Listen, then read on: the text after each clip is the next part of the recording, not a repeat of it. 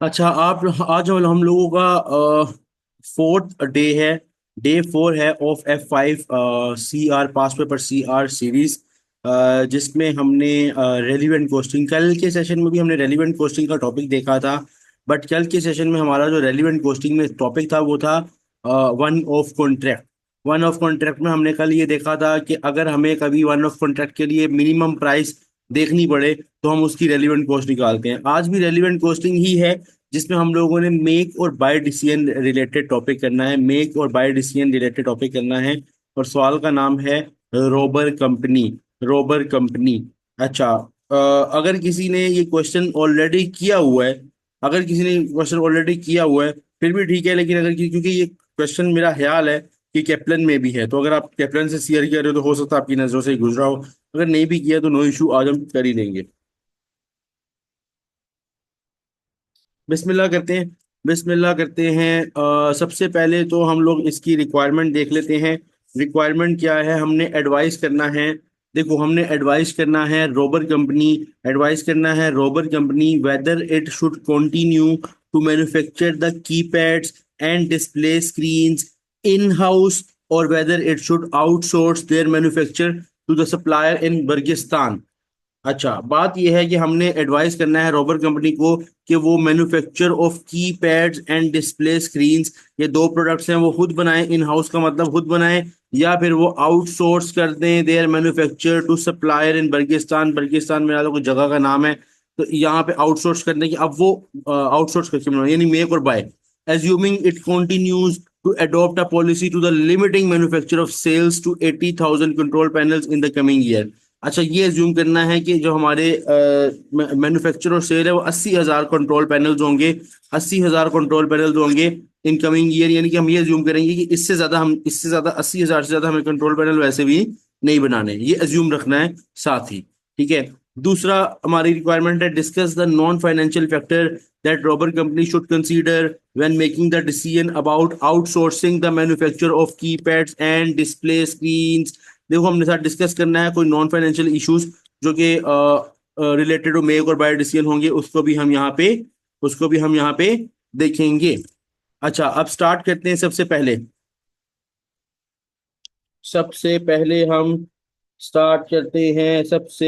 हम स्टार्ट करते हैं रीडिंग इसकी। वो कह रहा है Rober company manufactures. Robber company manufacture करता है कंट्रोल पैनल्स, ये इनका अपना काम है कंट्रोल पैनल्स बनाने का, फॉर बर्गलर्स अलार्म्स। कोई अलार्म्स के लिए वो कंट्रोल पैनल बनाता है, यानी हमारा अपना, हम रोबर कंपनी है तो हमारा अपना मकसद क्या है, कंट्रोल पैनल बनाना। हमारा अपना मकसद है कंट्रोल पैनल को बनाना। अ वेरी प्रॉफिटेबल प्रोडक्ट, बड़ा अच्छा प्रोडक्ट है, पैसे वैसे बना के दे रहा है बिजनेस को। Every products come with a 1 year warranty. 1 year warranty, हर प्रोडक्ट के साथ हम 1 ईयर वारंटी भी देते हैं। Offering free repairs if any fault arise in this period. हम कंट्रोल पैनल बना के 1 ईयर वारंटी भी देते हैं। It currently produces and sells 80,000 units per annum. हम अभी 80,000 यूनिट्स पर एनम बना रहे हैं और बेच रहे हैं। With the production of being them restricted by the short supply of labour. अब मसला ये है कि हमारे पास एक रिस्ट्रिक्शन भी है, और वो ये है कि हमारे पास लेबर शॉर्ट है। अपने पास लेबर बहुत शॉर्ट है, अपने पास लेबर है short. Each control panel each control panel includes two main components. हर कंट्रोल पैनल में दो मेन कंपोनेंट्स हैं। हर कंट्रोल पैनल में दो मेन कंपोनेंट्स है। तो गेम कुछ यूं है कि हम लोग बनाते हैं कंट्रोल पैनल्स, और अपने पास लेबर कम है, दो ये इंपॉर्टेंट हमें पता चले, और हमारे सालाना सेल 80,000 का प्लान है। ठीक है। अब ये टू मेन कंपोनेंट्स जो उसपे यूज होते हैं, one keypad and one display screen. One keypad and one display screen, यानी उस कंट्रोल पैनल के अंदर एक कीपैड लगता है और एक डिस्प्ले स्क्रीन लगता है। एट प्रेजेंट अभी क्या है, manufacture Robar company manufactures both of these types in house. Currently हम खुद बना रहे हैं। However the company is currently, अभी कंसीडरिंग, वो कंसीडर कर रही है, outsourcing the production of keypads and और डिस्प्ले स्क्रीन्स। इसका मतलब ये कंपनी कंसीडर कर रही है कि हम कीपैड्स और डिस्प्ले स्क्रीन्स को, दोनों को, या दोनों में से किसी एक को, मतलब हो सकता है जो हमें बेहतर लग रहा है वो हम आउटसोर्स कर दें। यानी अगर हम कीपैड और डिस्प्ले स्क्रीन दोनों की वर्किंग करेंगे, जो हमें फायदे में जाएगा हम उस एक को भी, और अगर दोनों फायदे में होंगे बाहर से खरीदने में, बाहर से सप्लायर से खरीदने में तो दोनों को बाहर से ही आउटसोर्स कर देंगे, वो प्रोडक्शन आउटसोर्स कर देंगे। अच्छा, a newly established company in Burgistan, एक नई कंपनी है बर्गिस्तान में, एक नई कंपनी है बर्गिस्तान में, बर्गिस्तान में है कुछ जगह का नाम है, एक नई कंपनी है बर्गिस्तान में, is keen to secure place in the market, एक नई कंपनी एस्टेब्लिश हुई है जो कि मार्केट में आई है और चाह रही है कि मार्केट में जगह बनाए, and has offer to supply, उन्होंने हमें ऑफर की है to supply the keypads for equivalent of 4.10 per unit and display screen equivalent to 4.3 per unit. भाई हम एक नई कंपनी आई है मार्केट में, वो ये चीज कर सकती है हमारे लिए, जो हम सोच रहे हैं बाहर से आउटसोर्स करवाने वही कर सकती है, लेकिन वो नई कंपनी आई है, नई एस्टेब्लिश हुई है बर्गिस्तान में। उन्होंने कहा है भाई 4.10 पे तुम हमसे ले लो कीपैड, और 4.30 पे तुम हमसे ले लो की display screen. The price has been guaranteed for 2 years। अच्छा, मजे की बात ये है उन्होंने गारंटी भी की है कि हम इस प्राइस को 2 साल तक रखेंगे, मकसद ये है कि इससे ज्यादा नहीं करेंगे। ठीक है। अच्छा, अब the current total annual cost of producing the keypad and display screen are, मतलब करंट टोटल एनुअल कॉस्ट, यानी हमें जो खुद को कॉस्ट पड़ रही है, हमें जो खुद को कॉस्ट पड़ रही है, करंट कॉस्ट मतलब हमें जो कॉस्ट पड़ रही है बनाने में, उसकी बात यहाँ हो रही है। वही कह रहा है आर प्रोडक्शन, देखो दोनों की प्रोडक्शन 80,000 हो रही है। ऑब्वियसली ये कीपैड और डिस्प्ले स्क्रीन यूज होने हैं कंट्रोल पैनल बनने में, तो 80,000 ये दोनों बनेंगे, उससे आगे 80,000 कंट्रोल पैनल बनेंगे। उनकी ये सारी कॉस्ट बताई हुई है, सारी कॉस्ट बताई हुई है। इसको आगे देख लेते हैं अभी अगर जहाँ जरूरत होगी। आगे नोट्स, नोट्स में वो कह रहा है।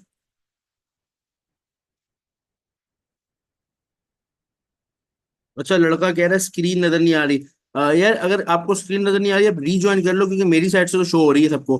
बाकी स्टूडेंट जरा एक दफा कंफर्म करो नजर आ रही है स्क्रीन। एक एक आधा स्टूडेंट जरा कंफर्म करो, बस ठीक है, नजर आ रही, सबको नजर आ रही है। अच्छा, भाई आपको मैं एप्पल एयर, भाई आपको मैं नजर आ रहा हूँ ना, मोबाइल पे ओपन है आप, मोबाइल पे ओपन किया है आपने, मोबाइल पे ओपन किया हुआ है आपने, जिनको नजर नहीं आ रही स्क्रीन लैपटॉप पे रिज्वाइन कर लो। लीव करके मीटिंग दोबारा लिंक में आ जाओ, लीव करके मीटिंग दोबारा लिंक में आ जाओ, हो जाएगा ठीक। ठीक है।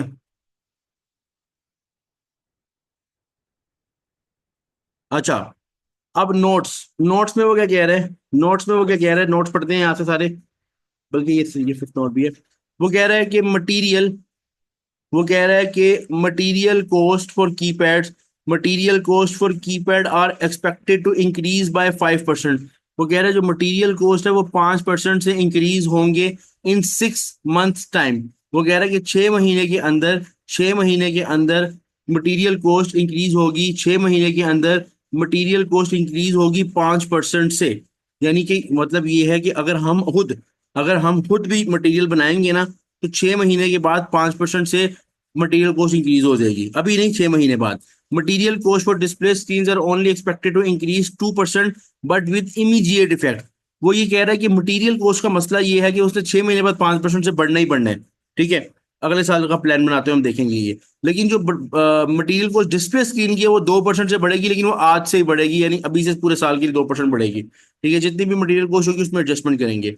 Direct labour cost are purely variable and not expected to change over the year, labour ने चेंज नहीं होना। Heat and power cost. Heat and power cost include an apportionment of general factory overhead for heat and power, as well as the cost of heat and power directly used for production of keypad and display screens. अच्छा, वो कह रहे हैं heat and power coast. अच्छा, यहाँ पे जो ऊपर कोस्ट दी इसकी बात कर रहा है कि इस हीट एंड पावर कोस्ट में ये अपोर्शनमेंट है of general factory overhead for the heat and power, as well as the cost of heat and power directly use for the production.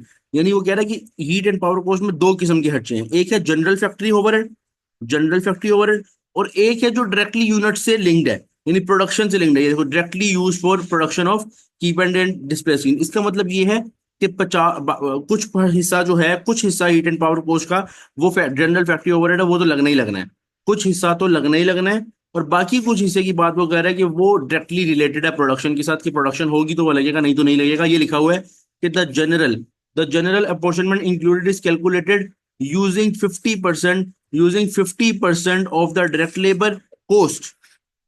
वो कह रहा है जो जनरल री अपॉर्शनमेंट है, जनरल अपॉर्शनमेंट है, वो ये है कि वो 50% डायरेक्ट लेबर कोस्ट का लेंगे of each component and would be incurred irrespective of whether the component are manufactured or not in house or manufactured in house or not। मतलब ये है कि जो 50% जनरल ओवरहेड है ना, 50% जनरल ओवरहेड है, उन्होंने का उनका ताल्लुक जो है ना वो इस चीज से है ही नहीं कि अगर हम खुद बनाएं या बाहर से लेते, क्योंकि वो जनरल ओवरहेड है। हम तो बाहर से भी बनाएंगे तो वो खर्चा लगना ही है, और ये फीट एंड पावर कॉस्ट के अंदर वो खर्चा है। लेकिन वो कह रहा है जो खर्चा है वो कितना खर्चा है, 50% ऑफ डायरेक्ट लेबर कॉस्ट। यानी ये इस चीज की इस वर्किंग हम देखते हैं इंशाल्लाह। ठीक है।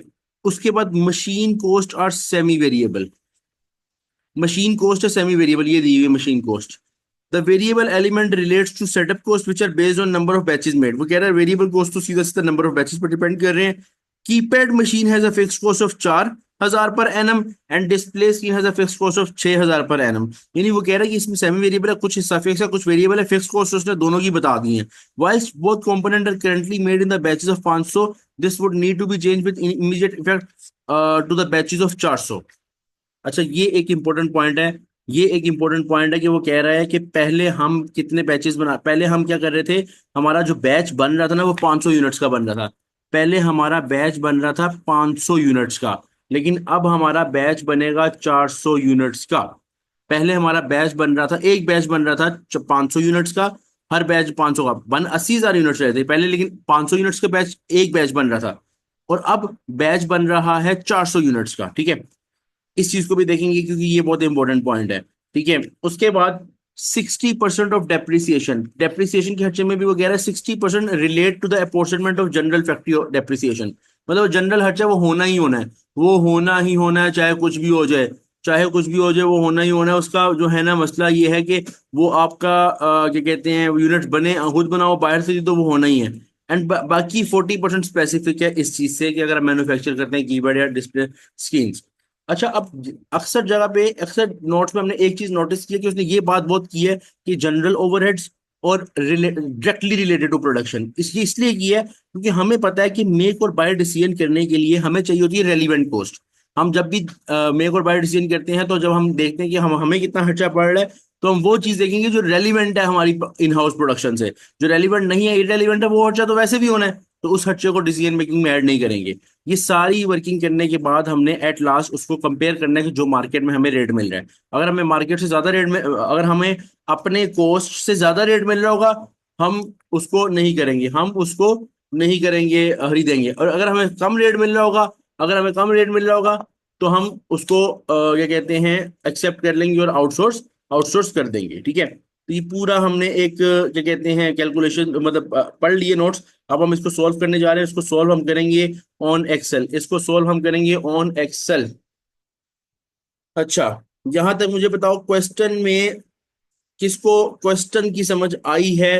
क्वेश्चन मतलब आंसर की बात नहीं कर रहा, क्वेश्चन की जितनी बातें सबको समझ आ गई, एक मरतबा जरा यस लिख दो। एक मरतबा यस लिख दो अगर क्वेश्चन की भी समझ आ गई हो तो।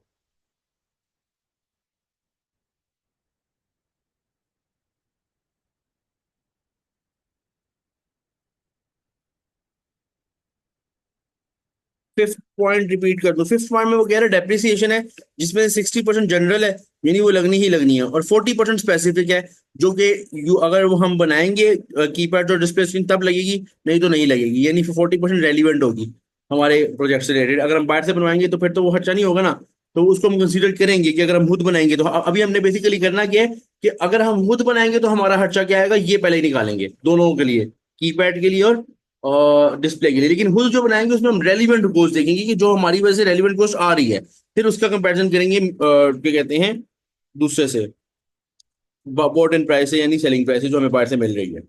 एक मिनट, बस एक मिनट।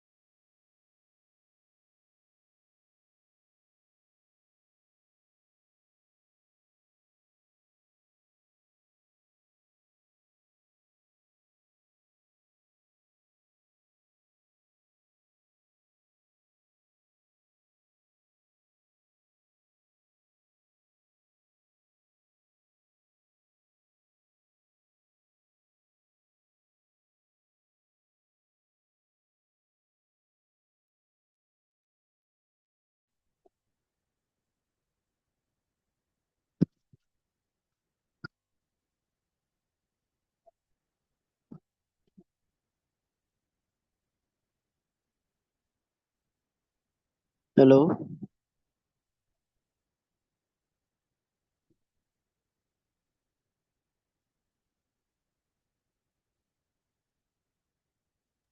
जी जी बोलें, किसने बोला है? अस्सलाम वालेकुम सर। वालेकुम सलाम। अ, सर, सॉरी डिस्टर्ब करने के लिए सर। मुझे ना एक बात पूछनी थी आपसे। यार मुझे ना एक मिनट, मुझे ना आपकी एक मिनट रुको, एक मिनट रुको।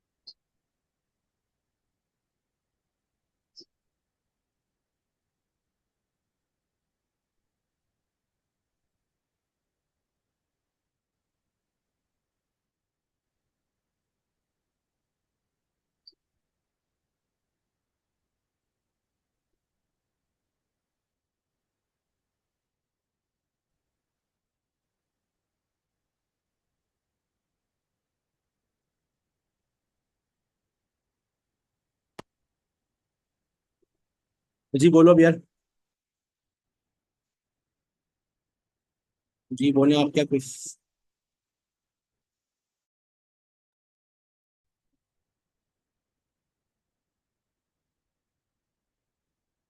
जी आप बोले, आप क्या पूछ रहे थे?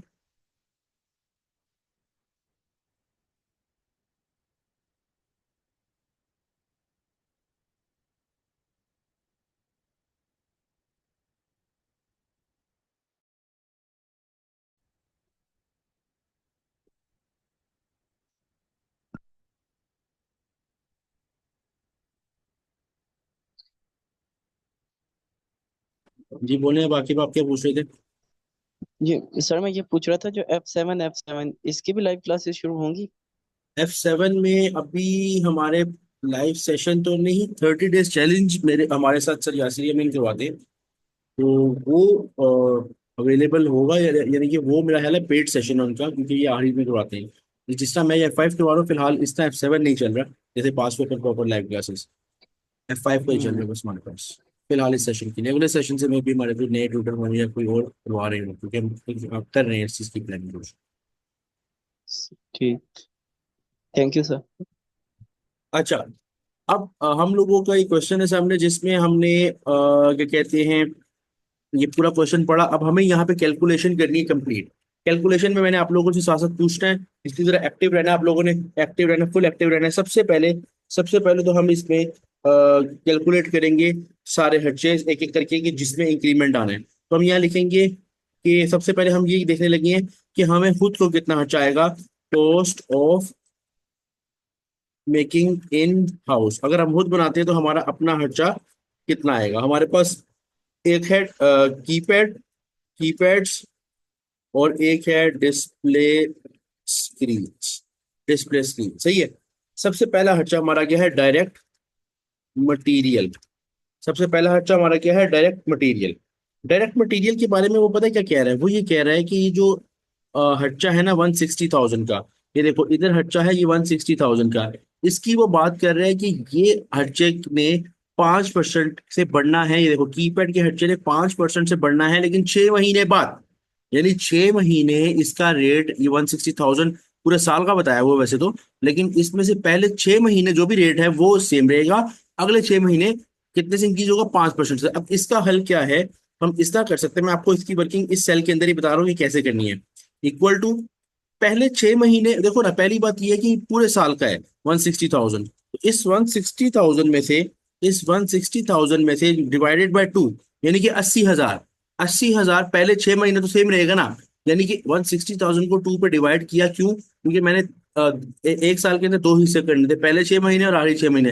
पहले 6 महीने तो जो है वो 160 डिवाइड बाय 2, 80,000 की डायरेक्ट मटेरियल कॉस्ट रहेगी, वो तो मैंने वैसे ही लिख दी। प्लस प्लस आखिरी 6 महीने क्या होगा? वही 160,000 डिवाइडेड बाय 2, लेकिन इस बार क्या होगा, मल्टीप्लाई, क्योंकि मुझे इसमें आखिरी 6 महीने में 5% का इफेक्ट इंक्रीज करना है। पहले 6 महीने में 80,000 आधा, 160 का आधा, 80,000 आ जाएगा। और आखिरी 6 महीने के लिए 160 डिवाइड बाई 2 80,000 बनी। लेकिन उसमें 5% इंक्रीज करने के लिए मैं करूंगा मल्टीप्लाई 1.05। एक तरीका तो ये था, मैं इस तरह भी करता कि फर्स्ट 6 मंथ्स 80,000, फिर सेकंड 6 मंथ्स पूरी कैलकुलेशन अलग शो करता, लेकिन एक सेल के अंदर भी मैं शो कर सकता हूँ। ये टोटल बन गई 164,000। मुझे बताओ ये पॉइंट क्लियर है? मुझे बताओ ये पॉइंट क्लियर है जिस तरह मैंने किया है? एक मरतबा यस लिख दो अगर क्लियर है। जरा एक्टिव रहना जरा यार, तेजी से यस लिखना अगर समझ आ रहा है साथ, जब जब पूछूं। तो स्टैन आपको क्लियर नहीं हुआ ये पॉइंट? देखो सिंपल सी बात है, मैं दोबारा बता देता हूँ। सिंपल सी बात है कि टोटल खर्चा हमारा वैसे तो साल का कीपैड्स का डायरेक्ट मटेरियल का 160,000 था।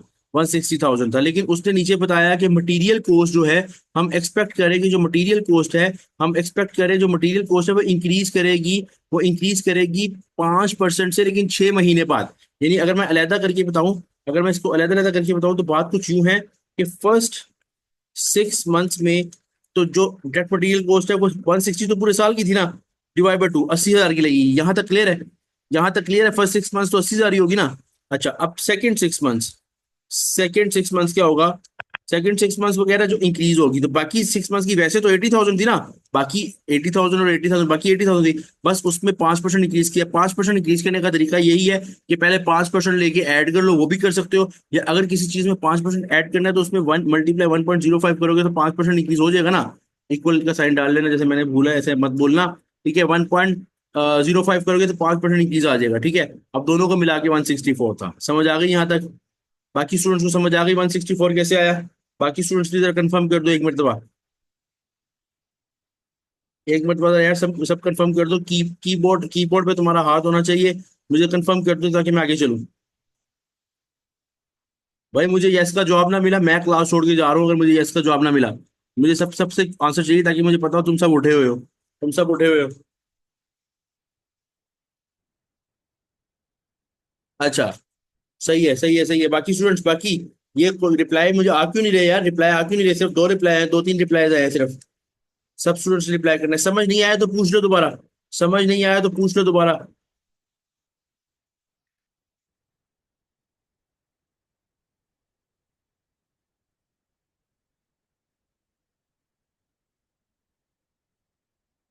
अच्छा, अब सेकंड पॉइंट डिस्प्ले स्क्रीन्स। मेरा आप लोगों से सवाल है, डिस्प्ले स्क्रीन्स पे हमें 2% इंक्रीज करना है। नोट्स में लिखा हुआ है कि डिस्प्ले स्क्रीन्स पे 2% इंक्रीज करना है। मुझे बताओ 2% अगर इंक्रीज करना है, 2% इंक्रीज करना है, अभी से करना है, तो मैं क्या करूंगा? मैं क्या करूंगा? क्या मैं सेम वैसी वर्किंग करूंगा जैसे कीपैड्स पे की थी, या मैं सारी की सारी अमाउंट को उठा के सीधा 2% इंक्रीज कर दूंगा? बताओ, कंप्लीट अमाउंट पे 2% सारा इंक्रीज कर दूं, या 6 6 महीने का करूं इसके लिए? डिस्प्ले स्क्रीन के लिए नोट पढ़ के बताओ। गुड, गुड, सारी अमाउंट पे, क्योंकि उसने इमीडिएटली होना है ना। तो अब वैसे अमाउंट की थी 116,000, वैसे अमाउंट थी 116,000, तो मैं क्या करूंगा? 116,000 पे सीधा का सीधा सीधा 2% इंक्रीज डालूंगा। किसना मल्टीप्लाई? 1.02। 2% इंक्रीज का मतलब 1.02। ये लो भाई, 118,320, ये भी अमाउंट आ गई मटेरियल की। ये भी अमाउंट आ गई मटेरियल की। ये भी अमाउंट आ गई मटेरियल की। बताओ क्लियर है? क्लियर है यहाँ तक? डायरेक्ट मटेरियल क्लियर हो गया। पहला पॉइंट हमने क्लियर कर लिया। अच्छा, अब second point direct labour cost. Direct labour cost अब ऐड करने जा रहे हैं। डायरेक्ट लेबर कॉस्ट, उसके बारे में वो कह रहे हैं direct labour cost are purely variable and not not expected to change. यानी कि डायरेक्ट लेबर कॉस्ट ने अब इंक्रीज या डिक्रीज नहीं होना। मुझे बताओ डायरेक्ट लेबर क्या लिखूंगा? सेम अमाउंट्स, इसमें तो कोई फर्क नहीं डालूंगा ना। क्या इसमें कुछ चेंजेस हैं? इसमें कोई चेंजेस होंगी? कोई चेंजेस नहीं होंगी। जो मुझे यहाँ गिवन है 40,000 और 60,000, एग्जैक्ट वैसी उठा के लिखनी है, क्योंकि उसने बोला है यहाँ पे। अगर मैं तुम्हें थोड़ा सा क्लियर करके बताऊं तो उसने बोला है direct labour cost are purely variable and not expected to change for over the next year. तो एग्जैक्ट वैसी अमाउंट्स ही आ जाएंगी। ये मैंने लिख दिया डायरेक्ट लेबर कॉस्ट। उसके बाद हमारे पास थर्ड पे है मशीन सेटअप है, हीट एंड पावर कॉस्ट। पहले हमारे पास है हीट एंड पावर कॉस्ट।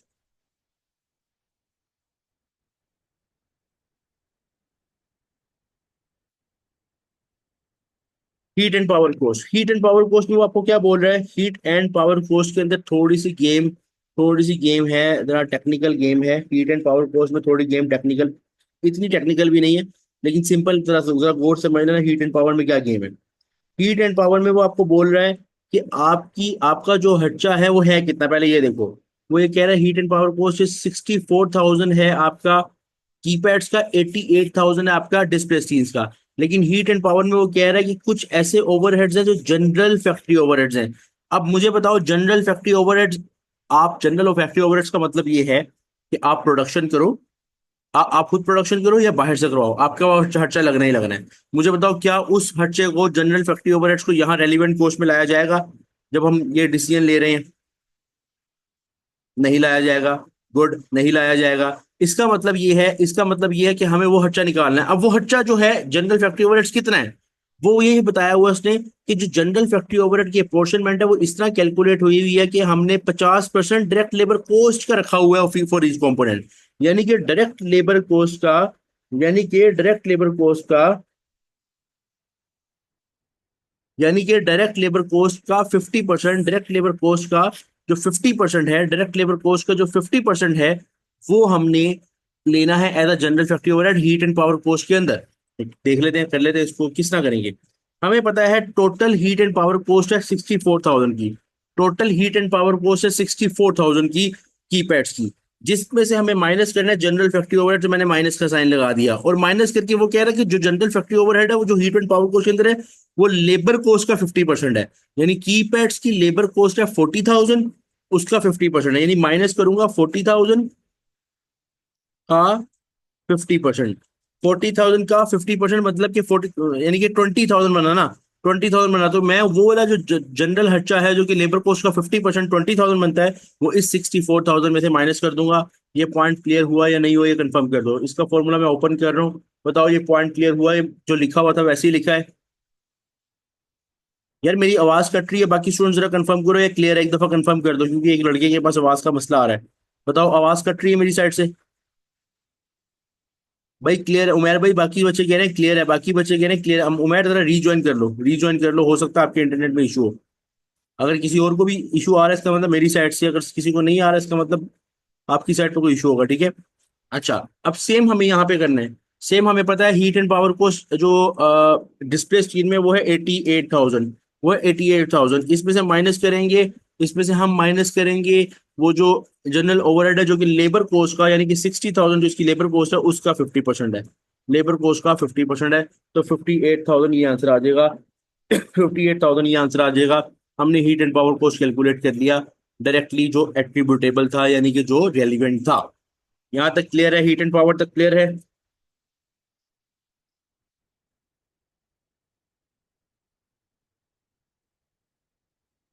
आगे हमारे पास है मशीन सेटअप कॉस्ट, आगे हमारे पास है machine setup cost.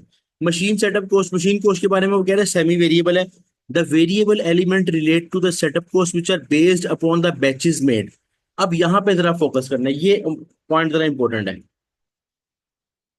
Variable cost के बारे में कह रहा है the variable elements relates to the setup cost which are based upon the number of number of batches made. यानी ये वेरिएबल हमारा लगता है बैचेस की बेस पे, वेरिएबल हमारा लगता है बैचेस की बेस पे, वेरिएबल जो हमारा हिस्सा है वो लगता है बैचेस की बेस पे।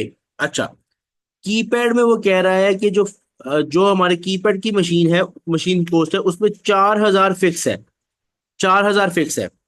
अब एक तो दिखने में ये लगता है कि ये 4,000 इररेलीवेंट है, दिखने में इररेलीवेंट लगता है। यानी कि समझ समझ ही आती है, इधर कोर्स से देखना, मशीन कोर्स में टोटल कितना खर्चा है? 26,000 का खर्चा है ना टोटल, जिसमें से वो कह रहा है कि 4,000 फिक्स है। चलो मैं इसको 2 मिनट के लिए माइनस कर देता हूँ, और बाकी हम वेरिएबल कॉस्ट कितनी बची? 22,000। ठीक है, ऐसे ही लिखा हुआ है। और जो दूसरा है उस जो 30,000 की कॉस्ट है डिस्प्ले स्क्रीन में, इस 30,000 में से 6,000 फिक्स कॉस्ट है, इसको भी मैं माइनस करता हूँ जस्ट वेरिएबल कॉस्ट निकालने के लिए। ये आ गई 24,000। ठीक है, एक आ गई 22,000 और एक आ गई 24,000, एक आ गई 22,000, एक आ गई 24,000। ये वेरिएबल वाला खर्चा आ गया, क्योंकि फिक्स मैंने माइनस निकाला है, फिक्स मैंने माइनस कर दिया टोटल कॉस्ट में, तो वेरिएबल निकाल लिया। अभी फिक्स पे बात बाद में करूंगा, अभी फिलहाल वेरिएबल की बात करते हैं। वेरिएबल में वो कह रहा है कि जो जितने नंबर ऑफ बैचेस बन रहे हैं उस बेस पे कॉस्ट जा रही है, जितने नंबर ऑफ बैचेस बन रहे हैं उस बेस पे कॉस्ट जा रही है। अच्छा, अब मुझे एक बात आप लोगों से ये पूछनी है, ये पॉइंट थोड़ा सा टेक्निकल है। इस पॉइंट पे उसने बोला था यहाँ पे कि हम अभी जो बैच बना रहे थे ना, वो एक बैच बन रहा था 500 यूनिट्स का। एक बैच बन रहा था 500 यूनिट्स का। अब जो हम करंट सोच रहे हैं, मैं पहले बन रहा था 500 का, लेकिन अब हम इमीडिएट इफेक्ट में ये सोच रहे हैं कि 400 का बैच बनाए। अब एक बात यहाँ साइड पे मैं लिखने लगा, अगर वेरिएबल कॉस्ट डिपेंड कर रही है नंबर ऑफ बैचेस पे, तो अगर batch if batch batches increases, अगर बैच इंक्रीज होती है, जरा गौर से समझना, वेरिएबल कॉस्ट अगर डिपेंड कर रही है बैचेस पे, और बैचेस में ही बात करो, इफ बैचेस इंक्रीजेस, तो वेरिएबल कॉस्ट क्या होगी, इंक्रीज करेगी या डिक्रीज करेगी, बताओ। अगर वेरिएबल कॉस्ट बैचेस पे डिपेंड कर रही है और बैचेस इंक्रीज होते हैं, अगर batches number of batches increase होते हैं, तो कॉस्ट इंक्रीज करेगी या डिक्रीज करेगी, इंक्रीज करेगी। चलो मान लेते हैं, सही कहा आपने, बिल्कुल ठीक कहा। ये क्या मतलब हुआ, एक आंसर डिक्रीज का भी आ गया भाई। वेरिएबल कॉस्ट डिपेंड कर रहे हैं बैचेस पे, अगर बैचेस इंक्रीज करेंगे तो वेरिएबल कॉस्ट डिक्रीज करेगी। वेरिएबल कॉस्ट का मतलब ये होता है, वेरिएबल कॉस्ट का मतलब ये होता है, MA1 में हमने पढ़ा था कि अगर एक्टिविटी लेवल बढ़े तो वेरिएबल कॉस्ट भी बढ़ेगी, एक्टिविटी लेवल कम हो तो वेरिएबल कॉस्ट भी कम होगी। तो अगर नंबर ऑफ बैचेस बढ़ रहे हैं तो वेरिएबल कॉस्ट इंक्रीज करेगी डिक्रीज करेगी,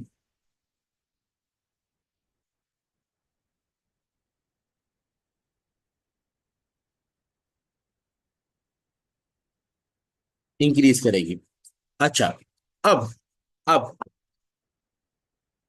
अब जरा गौर से, आप लोगों का ये वाला कॉन्सेप्ट मैंने क्लियर करना था, ये तो हो गया। अब हमारी कैलकुलेशन पे आते हैं। मैं जरा एक वर्किंग यहाँ पे ओपन कर रहा हूँ, वर्किंग ओपन कर रहा हूँ। हमारे पहले जरा गौर से देखना, पहले पहले मुझे बताओ, हमारे वन बैच में, यहाँ पे वन बैच में, ओल्ड केस में वन बैच में 500 यूनिट्स बनते थे, और अब न्यू केस में वन बैच में 400 यूनिट्स बनते हैं।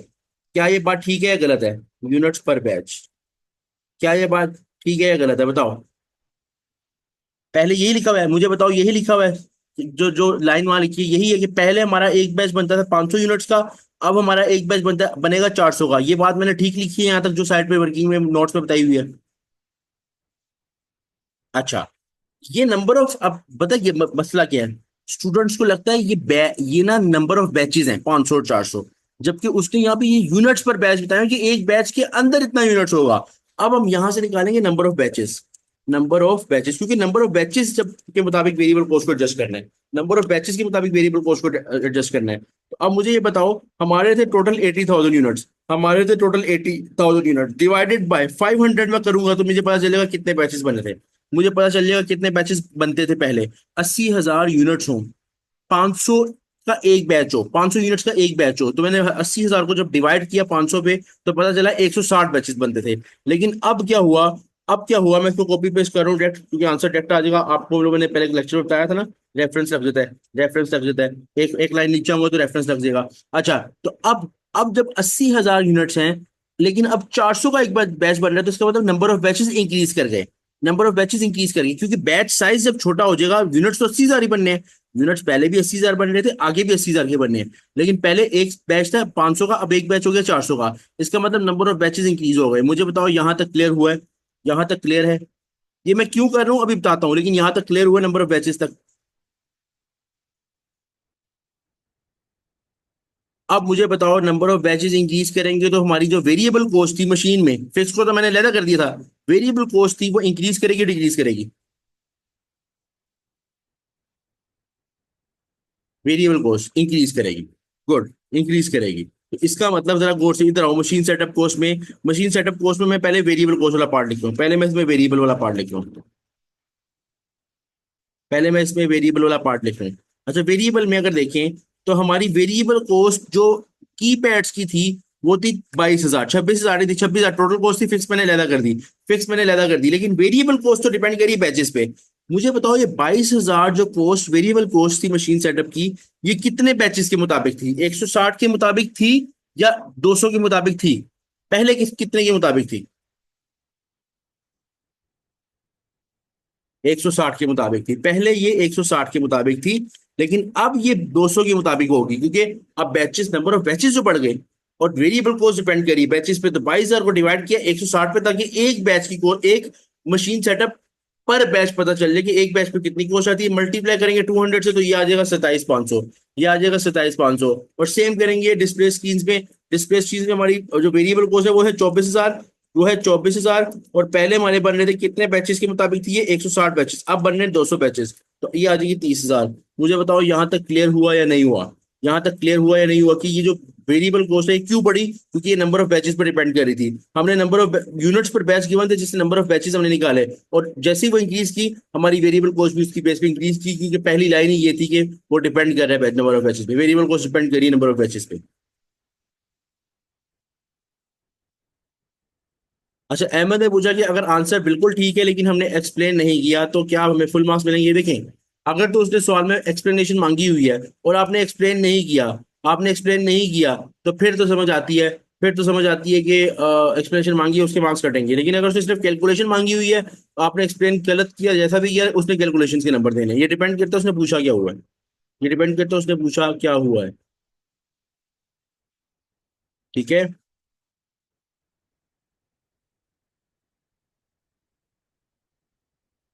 अच्छा, अब अब मशीन सेटअप में ना वेरिएबल वाला मसला तो हमने हल कर दी, कि जो वेरिएबल वाला हिस्सा था वो तो इंक्रीज कर गया बैचेस के मुताबिक, वो तो इंक्रीज कर गया बैचेस के मुताबिक। अब अब फिक्स कॉस्ट की बात करने जा रहे हैं। इसी मशीन कोस्ट में हमारे पास फिक्स कॉस्ट भी थी, इसी मशीन कोस्ट में हमारे पास फिक्स कॉस्ट भी थी। मुझे आप लोग क्या कहते हो, आप लोग क्या कहते हो, जो फिक्स कॉस्ट 4,000 और 6,000 की थी वो यहाँ पे आएगी या नहीं आएगी? यस या नो, बस मुझे यस या नो में जवाब चाहिए। आपका दिमाग क्या कहता है?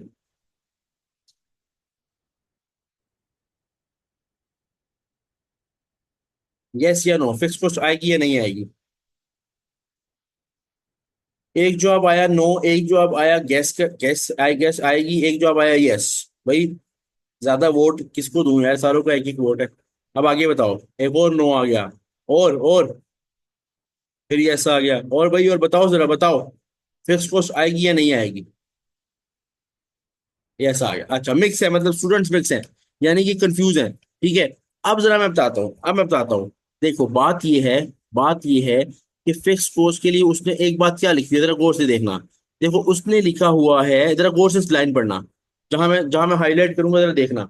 उसने लिखा हुआ है, the key pad the key pads machine has a fix cost of 4,000 per annum, and the display screen has a fix cost of 6,000 per annum. मुझे एक बात बताओ, जरा गौर से, जरा गौर से। उसने बोला कीपैड की जो मशीन है, कीपैड की जो मशीन है, उसकी फिक्स कॉस्ट, उसकी फिक्स कॉस्ट 4,000 है, और डिस्प्ले स्क्रीन की जो मशीन है उसकी फिक्स कॉस्ट 6,000 है। मुझे बताओ, जब तुम ये चीजें बाहर से खरीदोगे, कीपैड और डिस्प्ले स्क्रीन, तो मशीन तुम यूज करोगे? बताओ, बताओ, मशीन तुम यूज करोगे? जब जब एक यूनिट बना ही नहीं रहे, तो इसका मतलब ये जो फिक्स कॉस्ट है ये स्पेसिफिक फिक्स कॉस्ट है। यानी ये वो फिक्स कॉस्ट है जो रेलिवेंट है, जिसको स्पेसिफिक फिक्स कॉस्ट बोलते हैं। ऐसा खर्चा जो दिखने में फिक्स कॉस्ट है लेकिन वो प्रोजेक्ट के ना होने पे बंद हो जाए, फिर तो वो रेलिवेंट है। क्योंकि अगर हम खुद बना रहे हैं तो हमें वो मशीन रखनी पड़ रही है। तो भाई, अगर बना ही बाहर से रहे तो मशीन तो वैसे ही नहीं रखोगे ना, मशीन तो वैसे ही नहीं रखोगे। हाँ, यहाँ उसने लिखा होता ना, एक जनरल ओवरहेड है, जनरल फिक्स कॉस्ट है, तो इररेलीवेंट होता। जनरल फिक्स कॉस्ट है, इररेलीवेंट होता, लेकिन ये जनरल नहीं है। मशीन की फिक्स कॉस्ट है, वो मशीन ही बेच दोगे भाई तुम मशीन ही खत्म कर दोगे, उसकी फिक्स कॉस्ट क्यों इंकर करोगे जब एक चीज बनानी ही नहीं है भाई? तो इसीलिए ये यहाँ पे रेलिवेंट है, क्योंकि ये फिक्स नहीं बल्कि स्पेसिफिक फिक्स कॉस्ट है। तो जो बाकी फिक्स कॉस्ट का हिस्सा था वो भी आएगा। अच्छा, सवाल ये बनता है कि हमने फिर फिक्स कॉस्ट को क्यों नहीं वो बैचेस के मुताबिक किया? हमने फिक्स कॉस्ट क्यों क्यों नहीं बैचेस के मुताबिक किया? हमने वेरिएबल कॉस्ट को क्यों किया? हमने माइनस करके फिर वेरिएबल कॉस्ट पे ये फिगर, ये जो हमने बैचेस वाली गेम की है वहां क्यों किया है? क्योंकि उसने क्लियरली बताया है कि सेमी वेरिएबल कॉस्ट थी, जिसमें से सिर्फ जो वेरिएबल कॉस्ट है, वेरिएबल वाला एलिमेंट है, वो बैचेस पे डिपेंड कर रहा है। इससे मतलब ये समझ आया कि फिक्स कॉस्ट वाला ताल्लुक बैचेस से नहीं है, फिक्स कॉस्ट का ताल्लुक बैचेस से नहीं है। फिक्स कॉस्ट फिक्स है, लेकिन वो ऐसी फिक्स है जो रेलिवेंट फिक्स है, क्योंकि वो मशीन की फिक्स कॉस्ट है, और मशीन बंद होगी तो फिर आपका खर्चा भी नहीं होगा। तो भाई, जो आप खुद बनाओगे खर्चा होगा, नहीं बनाओगे तो नहीं होगा, तो रेलिवेंट है। जब नहीं बनाओगे तो ऑब्वियसली खर्चा नहीं होगा, तो आपके लिए तो रेलिवेंट है ना। आपके लिए तो रेलिवेंट, अगर खुद बनाओगे तो फिर करना पड़ेगा खर्चा, नहीं बनाओगे तो नहीं करना पड़ेगा। समझ आई बात की यहाँ तक? अगर समझ आ गई तो एक मरतबा यस लिखो, अगर समझ आ गई तो एक मरतबा यस लिखो।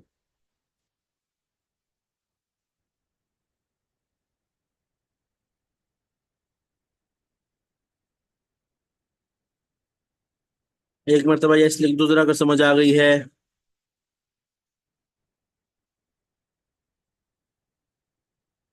अच्छा, अब उसके बाद उसने लास्ट में बताया कि डेप्रिसिएशन, डेप्रिसिएशन के बारे में वो कह रहा है कि 60% of depreciation and insurance cost relate to the apportionment of general factory depreciation. भाई अब ये समझ आ रही है कि जनरल फैक्ट्री की डेप्रिसिएशन है 60% फिक्स है। अब भाई आप उसको खुद बनाओ, बाहर से खरीदो, 60% इररेलीवेंट है, 60% इररेलीवेंट है। तो ये समझ आती है कि जनरल फैक्ट्री है, लेकिन रिमेनिंग 40% स्पेसिफिक है, यानी हम इस डेप्रिसिएशन का 40% लेंगे as relevant. depreciation and in, depreciation and insurance cost में हम क्या करेंगे, जो टोटल खर्चा है 84,000 का, 84,000 का, उसको उसका लेंगे 40% जो कि रेलिवेंट है, जो कि स्पेसिफिक है, वो लेंगे। और दूसरी साइड पे 96,000 का, 96,000 का 40% लेंगे, वो भी रेलिवेंट है। 1000 पूरा नहीं लिखा यार मैंने। 338,400 ये भी यहाँ पे ऐड होगा, ये भी यहाँ पे ऐड होगा। मुझे बताओ क्लियर है? मुझे बताओ यहाँ तक तुम लोगों को क्लियर है ये पॉइंट? एक दफा कंफर्म कर दो क्लियर है।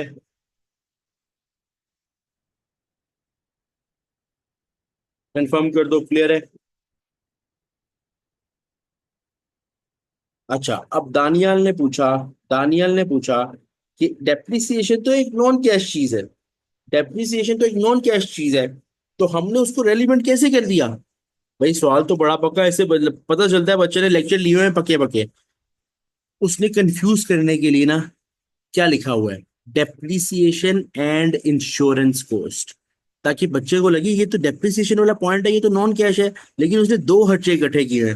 हो सकता है कि उसमें से जो इंश्योरेंस वाला पार्ट है वो तो कैश फ्लो ही है ना, वो तो नॉन कैश नहीं है। तो हो सकता है वो बेसिकली यहाँ पे ये कंसीडर कर रहा है कि वो इंश्योरेंस वाला पार्ट बेसिकली बता रहा है। Depreciation no doubt non cash है, depreciation no doubt non cash है, लेकिन उसने दो खर्चे इकट्ठे करके 40% को स्पेसिफिक किया है। यानी यहाँ पे ये क्लियर होता है कि वो डेप्रिसिएशन की में भी बात नहीं कर रहा, बल्कि वो इंश्योरेंस की बात कर रहा है, जो कि 40%। समझ आएगी बात की?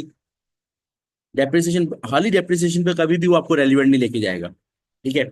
अच्छा, अब यहाँ पे हमारे सारे खर्चे कंप्लीट हो गए, हम यहाँ लिखेंगे total relevant cost. Total relevant cost, total relevant cost of making in house, total relevant cost of making in house. मतलब अब ये तो हम ये निकाल लेंगे, total relevant cost of making in house, total relevant cost of making in house. ठीक है, कि अगर हम खुद बनाते हैं तो इन हाउस बनाने का हमारा कितना खर्चा आएगा, अगर हम खुद बनाते हैं तो इन हाउस बनाने का हमारा कितना खर्चा आएगा। बात इस चीज की हो रही है, बात इस चीज की हो रही है कि अगर हम खुद बनाते हैं तो हमारा बनाने का खर्चा कितना आएगा, इज इक्वल टू सम,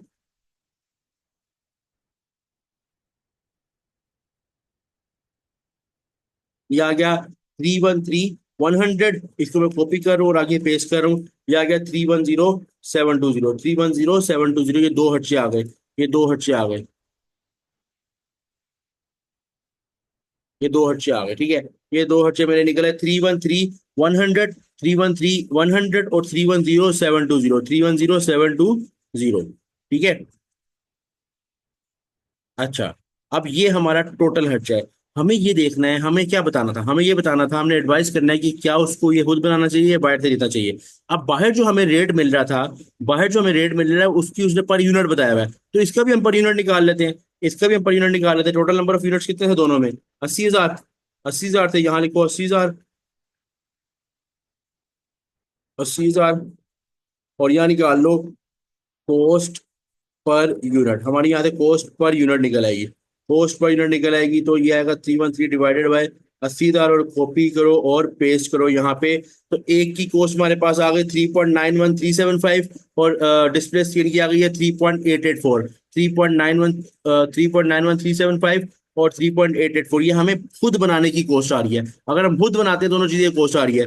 जबकि अगर हम बाहर से खरीदे तो आपको याद हो कि कीपैड हमें मिल रहा था बाहर से 4.10 का, और डिस्प्ले स्क्रीन हमें मिल रही थी 4.30 की, अगर तुम्हें याद हो। तो इसका मतलब हम एडवाइस करेंगे रोबर को, हम वी विल एडवाइस एडवाइस हम ये करेंगे that Rober Rober company should क्या, must make both the component in house. हम ये एडवाइस करेंगे कि रोबर कंपनी को दोनों कंपोनेंट इन हाउस ही बनाने हैं। भाई बाहर से महंगी चीज मिल रही है, अंदर खुद सस्ती मिल रही है, तो ये तो भाई बात ना हुई। ये तो भाई बात ना हुई कि हम बाहर से खरीदें। मुझे बताओ यहाँ तक क्लियर है? मुझे बताओ यहाँ तक क्लियर हुआ सबको? एक दफा कंफर्म कर दो, एक दफा कंफर्म कर दो कि यहाँ तक क्लियर है।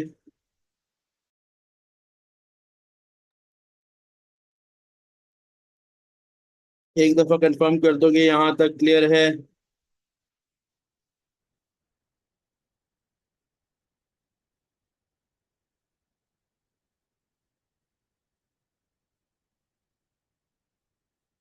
किसी को कोई क्वेश्चन है तो पूछ लो यहाँ तक भाई, बाद में ना कहना उस्ताद ने बेवफाई की है।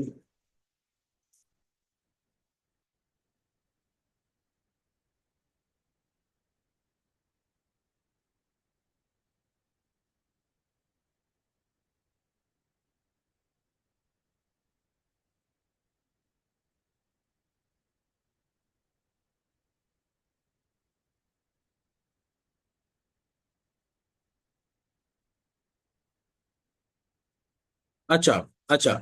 अब अब इसमें ये केस में हमने लिमिटिंग फैक्टर जो है ना, ये हमने ये देखा है कि एक्स्ट्रा को, भाई वो जो उमेर भाई कह रहे हैं, उमेर भाई क्या बोल रहे हैं, उमेर भाई एक बात कर रहे हैं, उमेर भाई एक बात कर रहे हैं, ये तेरा पॉइंट जरा गौर से समझना।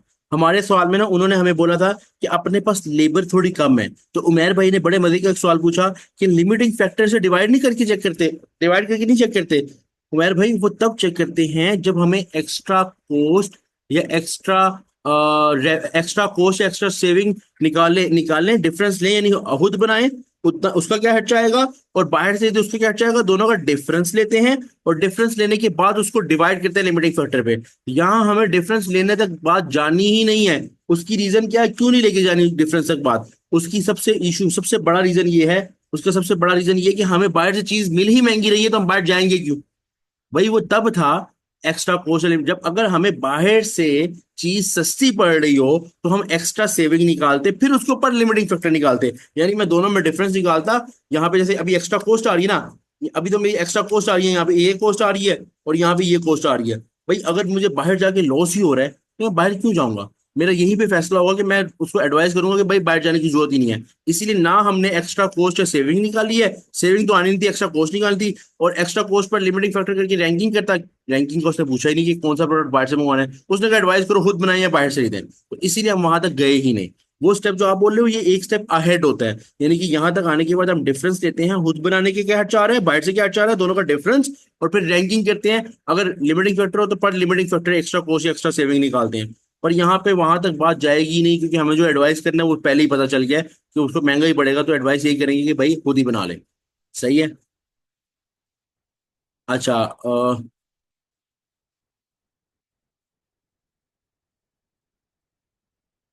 अच्छा, इसने हुसैन भाई ने पूछा सेलिंग प्राइस कहाँ से ही है। हुसैन भाई जब हम शुरू में सवाल पढ़ रहे थे तो मैंने बताया था कि एक नया एस्टेब्लिश कंपनी आई थी जिसने कहा था कि हमसे माल ले लो, और उन्होंने कहा था हम आपको माल दे देंगे कीपैड 4.10 का और डिस्प्ले स्क्रीन 4.3 का।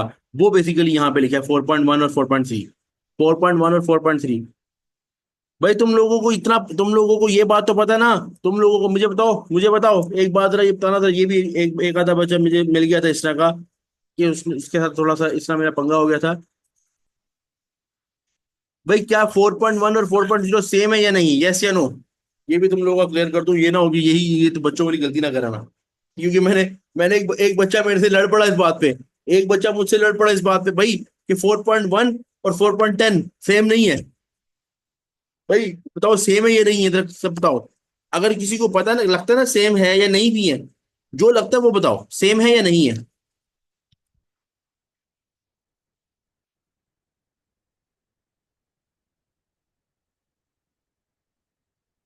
चलो शुक्र अल्हम्दुलिल्लाह, शुक्र अल्हम्दुलिल्लाह आप लोगों को सही पता है।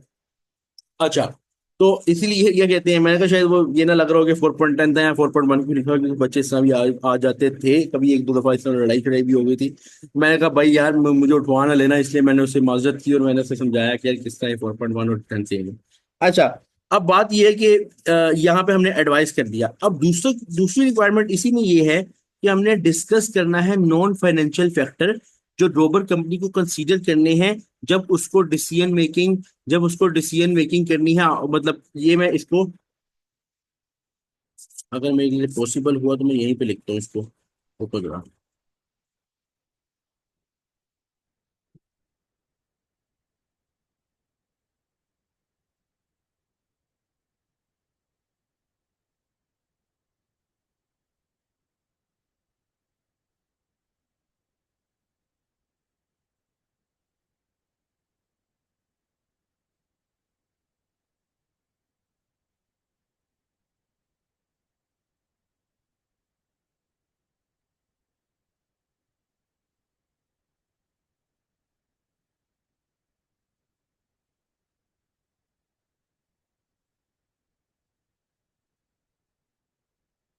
अच्छा, अब मैं यहाँ पे नॉन फाइनेंशियल फैक्टर लिखने लगा हूँ। नॉन फाइनेंशियल फैक्टर लिखने लगा हूँ, वैसे तो हमने इसको डिस्कस किया हुआ है लेक्चर में, लेकिन एक दफा मैं नॉन फाइनेंशियल फैक्टर भी लिख देता हूँ कि कौन कौन से ऐसे फैक्टर्स हैं जिनको हमें ये चीज देखनी है कि जब हम किसी भी चीज को, इवन कि आपको एक मजे की बात बताऊं, आपको बाहर से खरीदना सस्ता भी पड़ रहा हो सकता है यहाँ से आपको खरीदना सस्ता भी पड़ रहा होता, फिर भी हमें नॉन फाइनेंशियल फैक्टर देखने चाहिए, ठीक है। सबसे पहले,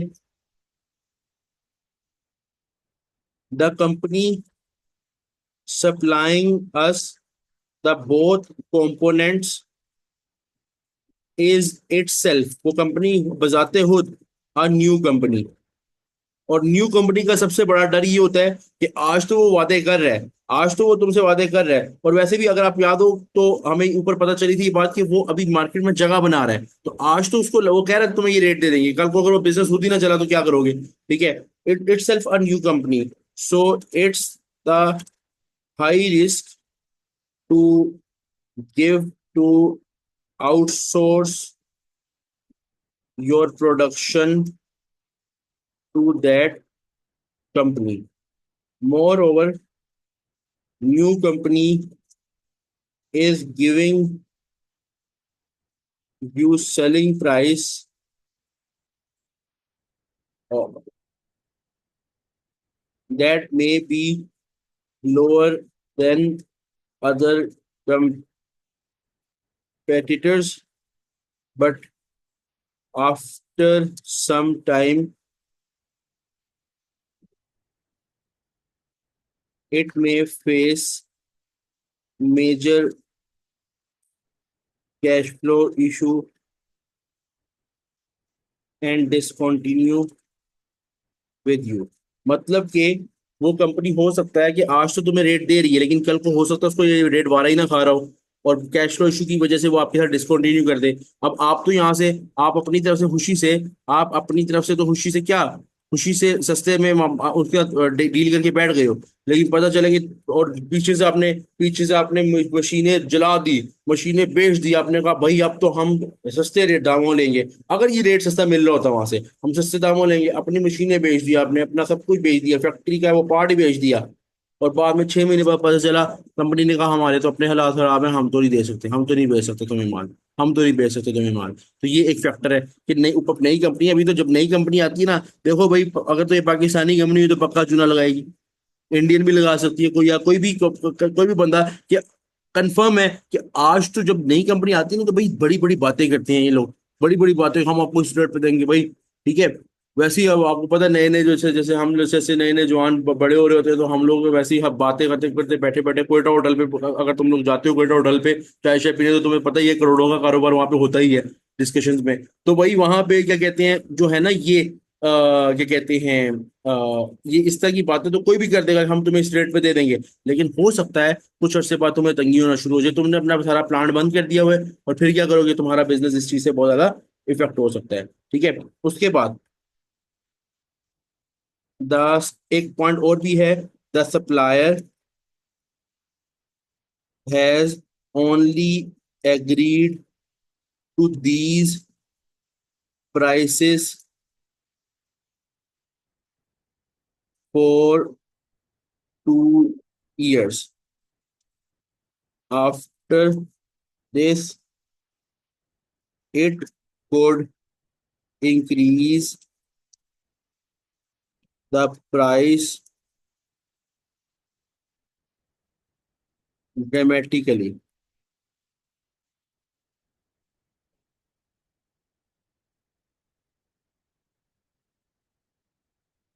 अच्छा, दूसरा पॉइंट ये है कि देखो, अगर सप्लायर ने तुम्हारे से कॉन्ट्रैक्ट किया था कि इसी प्राइस पे तुम्हें बेचेगा, 2 सालों की कॉन्ट्रैक्ट हुआ है, लेकिन हो सकता है आज वो तुम्हें 2 सालों के लिए गए कि ठीक है 2 सालों का कॉन्ट्रैक्ट हो गया, 2 साल पूरे हो गए, तुम खुशी खुशी से खरीद रहे हो, उसने कहा, हमारा कॉन्ट्रैक्ट खत्म हुआ, अगला कॉन्ट्रैक्ट में ये है कि 8 रुपए के हिसाब से अगर स्क्रीन चाहिए या कीपैड चाहिए तो ले लो। अब तुम कहोगे कि यार तुमने इतना रेट बढ़ा दिया, वो कहेगा ठीक है ना लो।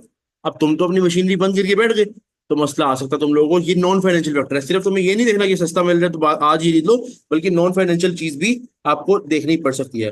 अच्छा, the quality of components could not be guaranteed if there is any issue in quality. Your warranty claims will increase, that may lead to loss. अच्छा, तुम लोगों को एक पॉइंट बताऊं, ये पॉइंट मैंने कहाँ से उठाया है? ये पॉइंट मैंने कहाँ से उठाया है, पहली लाइन में जब उसने हमें बताया था कि ये बिजनेस कौन सा करते हैं, तो उन्होंने क्या कहा था कि हम टेलीफोन इंस्टॉल करते हैं, और दूसरा सपोर्टिंग ओहो, ये कहाँ से आ गया, अल्लाह माफ करे, ये सवाल मिक्स हो गया। अच्छा, उसने कहा था हम सोलर पैनल जो है वो बेचते हैं, और साथ 1 साल की वारंटी देते हैं कि अगर कोई इशू आएगा तो हम उसमें फ्री रिपेयर्स देंगे। ऐसी ही बात है, ऐसी बात ये ना। अब देखो, अगर हम बाहर से चीज खरीदते हैं, उससे उसने हमसे प्राइस की तो बात की है कि प्राइस गारंटी करता है कि वो इतने में दे देगा, लेकिन क्वालिटी की तो उसने हमसे गारंटी नहीं की। हो सकता है वो हमें इतनी घटिया क्वालिटी बना के दे प्रोडक्ट, और हम अपने कस्टमर को वो चीज बेच दे कि वो वारंटी क्लेम्स इतने ज्यादा बढ़ जाए कि हम लोगों को उल्टा लॉस होना शुरू हो जाए। पहले वारंटी क्लेम था फॉर एग्जाम्पल 2%, और बाद में पता चला क्वालिटी इशू की वजह से वारंटी क्लेम चला गया 10% पे, तो भाई हम किस किस की वारंटी की, उनको से कस्टमर की वारंटी को पूरा करेंगे, उस लॉस को, उस रिपेयर को पूरा करेंगे। तो ये चीज है कि अभी ये किसकी, ये एक नॉन फाइनेंशियल फैक्टर है कि सिर्फ आपने आंखें बंद करके फैसला नहीं कर लेना, बाकी चीजों को भी देखना है। अच्छा, उसके बाद, robber company is new company and doesn't guarantee you the time of delivery,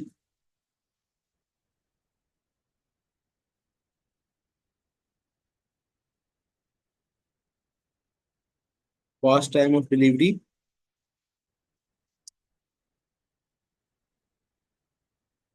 It may be the issue for you to continue with them. अच्छा, अब तुम खुद एक चीज बनाते हो, जरा फोकस करना। अब तुम खुद एक चीज बनाते हो, तुम्हारी फैक्ट्री में बड़ी, तुमने बनाई, अपने दुकानों पे बेची, बेच दी, रजिस्ट्रा भी बेच दी, लेकिन रोबर कंपनी एक नई कंपनी है, उन्होंने आपको ये गारंटी नहीं दी है कि वो तुम्हें, जैसे तुम ऑर्डर दोगे with in 10 days, with in 5 days तुम्हें ऐसी कोई बात नहीं पता चली। हो सकता है ये कंपनी को हम ऑर्डर दे दे और हमें वो डिलीवरी टाइम, लीड टाइम इतना ज्यादा कर दें कि हम आज ऑर्डर करें और 20 दिनों बाद माल आ रहा है, तो 20 दिनों बाद हो सकता है कस्टमर को 4-5 दिनों के अंदर चाहिए हो, लेकिन 20 दिनों बाद मिलेगा तो हमारे पास, तो हमारा कस्टमर भाग जाएगा। तो आपसे delivery, fast time of delivery guarantee नहीं कर रहा। It may be the issue for you to continue with them. हो सकता है कि तुम आज तो शुरू कर दो, अपनी कंपनी बंद, अपने फैक्ट्री के वो यूनिट को बंद करके बाहर से खरीद रहे हो, लेकिन तुम्हें डिलीवरी टाइम पे भी देखना है। अच्छा, इसके अलावा मैं तुम्हें वैसे ही जनरल बता देता हूँ और कौन कौन से पॉइंट्स हो सकते हैं। हो सकता है हो सकता है कि ये नया कंपेटिटर है, ये नया कंपनी आई है, ठीक है, नई कंपनी कम रेट दे रही है, तो तुम तो इसके पास चले गए, साथ ही तुम्हारा कंपेटिटर कोई था इसी काम में, वो भी इसके पास चला गया, वो भी इसके पास चला गया, वो भी इसके पास चला गया, तो हो सकता है कि तुम्हारी कोई ट्रेड सीक्रेट, कोई ऐसी बात अगले को बता दे, यानी कि कॉन्फिडेंशियलिटी इशू हो सकता है, कॉन्फिडेंशियलिटी इशू हो सकता है। अच्छा, इसके अलावा और क्या बात हो सकती है कि फॉर एग्जाम्पल अगर तुम इससे माल बनवा रहे हो, ठीक है, तो क्या तुम्हारी 80,000 की स्क्रीन की कैपेसिटी ये पूरी करेगा? हो सकता है इसकी अपनी कैपेसिटी 50,000 की हो, तुम्हारा 80,000 का साल का काम है, तो साल में 80,000, इसका इतना बड़ा यूनिट है नहीं, क्योंकि नया बिजनेस है ना, तो नए बिजनेस में इतने बड़ी बड़ी प्रोडक्शन, 80,000 कंट्रोल पैनल बनाने हैं, तो हो सकता है इसकी इतनी कैपेसिटी ना हो अपनी मशीन की, ऑर्डर तो ले रहा है लेकिन अपनी कैपेसिटी सालाना 50,000 की है, तो कैसे पूरी करेगा? इसमें ये सारे पॉइंट्स आपने लिखने हैं नॉन फाइनेंशियल में, कि सिर्फ हम ये नहीं देखेंगे कि सस्ता पड़ रहा है या क्या, सिर्फ फाइनेंशियली नहीं देखेंगे बल्कि नॉन फाइनेंशियल पॉइंट्स में भी देखेंगे। ऊपर से नया है, गारंटी भी सिर्फ प्राइसेस 2 साल का है, क्वालिटी की कोई गारंटी नहीं, डिलीवरी टाइम की कोई गारंटी नहीं है, ठीक है, और कैपेसिटी की कोई गारंटी नहीं है कि 80,000 वो बना के देगा। मुझे बताओ यहाँ तक क्लियर हुआ? यहाँ तक क्लियर हुआ तुम लोगों को?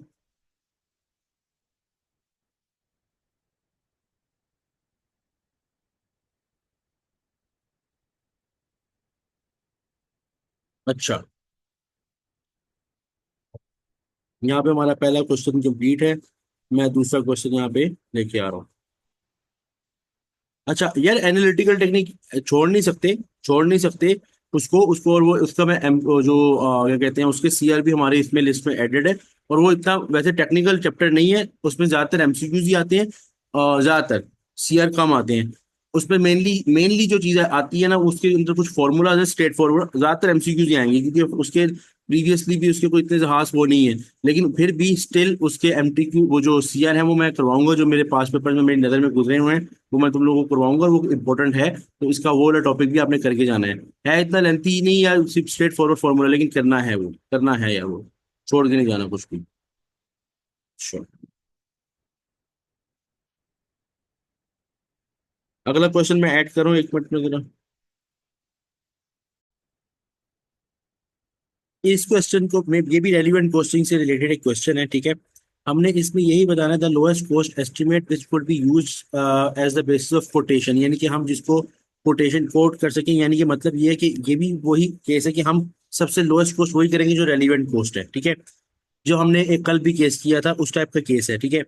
हमने साथ ही एक्सप्लेन करना है ब्रीफली रीजन फॉर इंक्लूडिंग और excluding each cost in your estimate. Question आपके सामने है, ठीक है। अब ये एक शॉर्ट असाइनमेंट नहीं है, शॉर्ट टास्क है जो अभी इसी क्लास में तुम लाइव बैठ के करोगे। ये एक शॉर्ट टेस्ट समझ लो है, ठीक है। तुम लोगों ने एक्सेल पे करो या ना करो, कोई मसला नहीं है। अगर तुम्हारे पास पेज अवेलेबल है इसी वक्त, तुम लोग क्वेश्चन हम पढ़ते हैं, क्वेश्चन मैं पढ़ाता हूँ अभी कंप्लीट, यानी तुम लोगों को सिर्फ 10 से 15 मिनट लगेंगे, 10 मिनट लगेंगे कैलकुलेशन की, ऐसी मुश्किल नहीं है, ठीक है। तुम लोगों ने रजिस्टर पे करके मतलब 10 मिनट के अंदर मुझे ही ट्रांसफर करना है, मैं क्लास पे ऑन रखूंगा, क्लास लाइव रहेगी, ठीक है। और तुम्हें ये करना है, लेकिन तुम करोगे, मैं सॉल्व करवाऊंगा लेकिन 10 मिनट पहले तुम्हें दूंगा, तुम लोग पहले करोगे फिर मैं करवाऊंगा फास्टली, ठीक है। ये जो ये वाला सिनेरियो है कि मैं खुद करवाऊंगा, ये तो मैं करवाता ही रहूंगा, लेकिन हर क्वेश्चन में हर डे पे अब हमारा जो क्वेश्चन होगा उसमें एक क्वेश्चन मैं करूंगा और दूसरा एक क्वेश्चन तुम्हें भी दूंगा साथ साथ, ताकि तुम्हारी प्रैक्टिस इसमें देख सकूं, ठीक है। अच्छा, इसका फायदा क्या होगा, नो डाउट तुम बाद में भी पढ़ोगे, बाद में भी तुम्हें करना ही है, ठीक है। लेकिन एक साथ साथ मुझे भी आइडिया रहेगा कि तुम लोग कितना समझ रहे हो चीजों को, ठीक है। तो क्वेश्चन मैं पढ़ रहा हूँ, देखो हमारे पास एक कंपनी है, हाई हाई लाइफ कंपनी। और मैं तुम्हें बता रहा हूँ, मैंने स्टूडेंट्स यहाँ पे देख लिए हैं, स्टूडेंट्स तुम लोगों के नाम मैंने देख लिया। अगर तुम में से कोई भागा क्लास में से, ठीक है, तो मैं तुम्हें बता रहा हूँ कि कल फिर भागे ही रहोगे, एंटर नहीं हो सकेगा क्लास में। अच्छा, High Life company make sofas. It has recently received from the customer to provide a one off order, एक वन ऑफ ऑर्डर है सोफास का, in excess to the normal budgeted production. Order would need to be completed within 2 weeks, 2 हफ्तों में खत्म करना है। और मुख्तलिफ ही खर्चे लगे हैं, फैब्रिक है, वुड है, डायरेक्ट लेबर है, फैक्ट्री ओवरहेड्स है, और एडमिन कॉस्ट भी है। Fabric is regularly use by HL company. वो कह रहे हैं जो फैब्रिक है वो रेगुलर यूज करी, करंटली हमारे पास 300 मीटर पड़ा हुआ है। इतना आसान है यार ये पॉइंट की, रेगुलर यूज है। तुम लोग मुझे अभी बताओ, अगर रेगुलर यूज है, तुम लोग मुझे अभी बताओ अगर रेगुलर यूज है तो क्या करेंगे हम, इसका क्या करेंगे, कौन सी प्राइस लेंगे, बताओ। 300 मीटर पड़ा हुआ है, 300 मीटर पड़ा हुआ है, उसकी हमें पता है, परचेज प्राइस भी पता हो उसकी, बताओ रेगुलर यूज करे होगे तो क्या करेंगे बताओ। गुड, गुड, उसकी मार्केट प्राइस लेंगे हम, सारा खुद खरीदेंगे बाहर से, ठीक है। उसकी मार्केट प्राइस लेंगे, गुड, वेरी गुड। अच्छा, तो ये सिंपल, ये इस तरह, ये सारे तकरीबन इसी तरह ही है। दूसरा कह रहा है, आगे उसने बताया 300 मीटर का क्या रेट है, लेकिन हमें चाहिए ही नहीं, हमें चाहिए भाई 200 मीटर चाहिए, मार्केट प्राइस पे ले जाएंगे हम।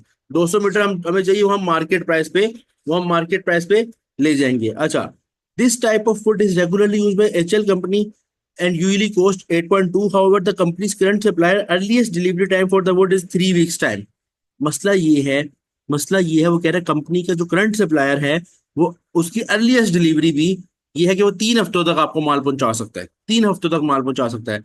एन ऑल्टरनेट सप्लायर, एक और सप्लायर है, कुड डिलीवर इमीडिएटली, लेकिन वो 8.5 चार्ज करेगा, वो 8.5 चार्ज करेगा।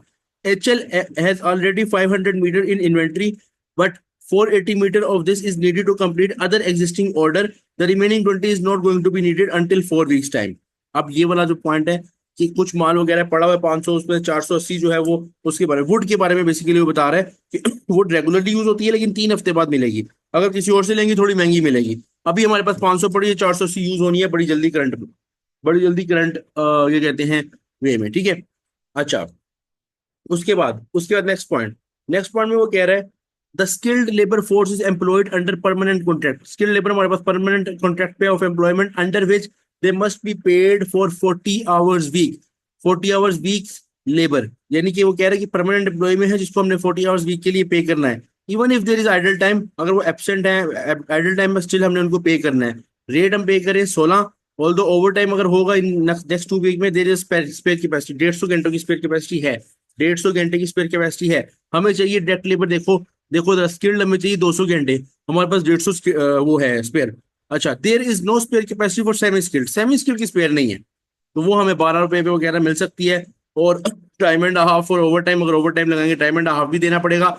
However local agency can provide additional semi skilled, एक लोकल एजेंसी है वहां से हम 14 रुपए के घंटे के हिसाब से लेबर उठा सकते हैं। तो यहाँ हम देखेंगे लोअर ऑफ, जो हमें सस्ता पड़ रहा होगा। दो ऑप्शन है यहाँ पे, खुद भी ओवर टाइम देके या local agency. Absorption, the Toller 3 absorption rate of HL company standard factory OAR is 1.5 per hour, reflects the cost of factory supervisor salary and other 1.5 hours general factory cost. Supervisor is paid annual salary, ठीक है।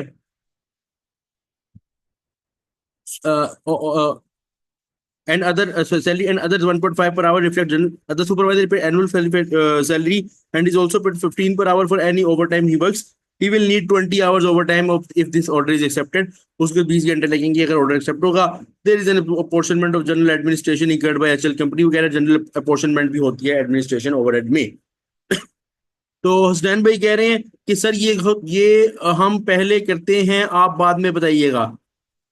तो हाँ ठीक है, पहले करो, बिस्मिल्लाह करो, सवाल मैंने पढ़ दिया 10 मिनट है, पेज लो, पूरा सॉल्व करो। मैक्सिमम मैं तुम्हें गारंटी करता हूँ 5 मिनट से ऊपर नहीं लगेंगे, लेकिन अगर मैं 10 मिनट दे दूँ क्या याद करोगे। मेरा व्हाट्सएप तो तुम्हारे पास है, ठीक है, मुझे व्हाट्सएप पे डीएम करो। ग्रुप में कोई नहीं भेजेगा बच्चा, ग्रुप में कोई नहीं भेजेगा, ग्रुप में भेजोगे बाकी चीटिंग कर लेंगे, मसला ये है, ठीक है। मुझे डायरेक्टली डीएम करो, ठीक है। जैसे ही सारे डीएम करेंगे, हमारी क्लास में अभी बैठे हुए हैं तकरीबन जितने भी स्टूडेंट बैठे हैं, सबका मुझे मिलेगा तो मैं वापस कंटिन्यू करूंगा क्लास। सबने करना है, कोई सुस्ती नहीं दिखानी बेटा, पेपर है, ठीक है। मसला ये पेपर है तुम्हारा, ठीक है। पेपर मेरा ख्याल है आज के पाउंड के मुताबिक 55,000 का तो पढ़ लेना तुम्हें, तो मैं नहीं चाहता कि 1,10,000 का पढ़े, ठीक है। 55 का ही पढ़े, इसलिए सवाल करके मुझे जो है ना वो सेंड कर दो। 10 मिनट है तुम्हारे पास, 10 मिनट है तुम्हारे पास, 10 मिनट है।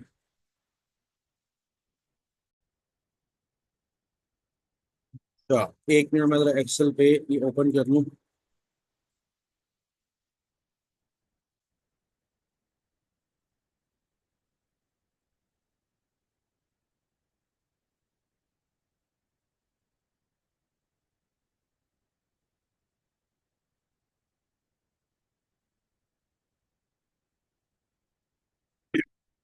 अच्छा, अब ऐसा है कि यहाँ पे क्वेश्चन में एक्सेल पे प्रॉपर सॉल्व कर रहा हूँ।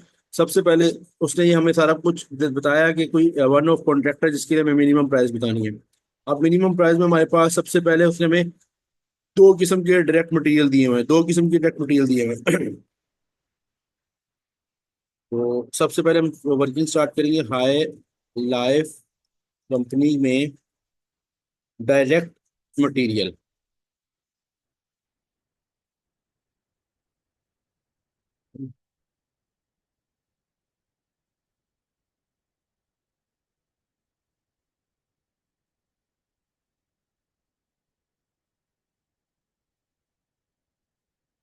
डायरेक्ट मटेरियल हमारे पास क्या है, देखो हमारे हमें चाहिए 200 मीटर। अगर देखा जाए हमें चाहिए 200 मीटर, और हमें इस 200 मीटर की वर्किंग का पता है कि 200 मीटर के बारे में बता रहा है कि ये पूरा जो फैब्रिक है करंटली रेगुलर यूज में है। अब एक चीज रेगुलर यूज में है तो हमें खुद बाहर से मंगवानी पड़ेगी। तो आज का जो रेट है, आज का उसका रेट क्या चल रहा है, वो लिखा हुआ है कि इन्वेंट्री में जो हमारे पास पड़ा हुआ है 300 मीटर, वो 17 की रेट पे है। लेकिन करंट अगर अभी लेने जाएंगे तो हमें 17.5 में मिलेगा। इसका मतलब सारा हमें अभी तो मार्केट प्राइस से लेके आना है, तो सारा का सारा 3500 का मटेरियल, $35 का मटेरियल हमें बाहर से ही लाना पड़ेगा। तो ये इसके लिए हम साथ लिख भी सकते हैं एज द फैब्रिक, क्योंकि ये फैब्रिक है ना डायरेक्ट मटेरियल में, as the fabric is used regularly by company, so we have to purchase it directly from market, ठीक है, एट करंट मार्केट प्राइस, ठीक है। उसके बाद डायरेक्ट मटेरियल में हमारे पास ये तो फैब्रिक हो गया, ठीक है। इसी डायरेक्ट मटेरियल, दूसरा डायरेक्ट मटेरियल की अगर बात करें, जो हमारे पास वुड है, वुड के लिए वो कह रहा है कि हमारे पास जो वुड अवेलेबल हमें जो चाहिए वो तो 50 मीटर है, लेकिन वो बोल रहे हैं कि वुड का जो हमारे पास वुड रेगुलरली यूज है, यानी कि the type of would is regularly use by HL and usually cost 8.2। However, the company current suppliers earliest delivery time इस 3 वीक्स, हमारा जो करंट सप्लायर है वो 3 वीक में देगा। एक ऑल्टरनेट सप्लायर जो हम जिससे हम 8.5 में ले सकते हैं, ठीक है।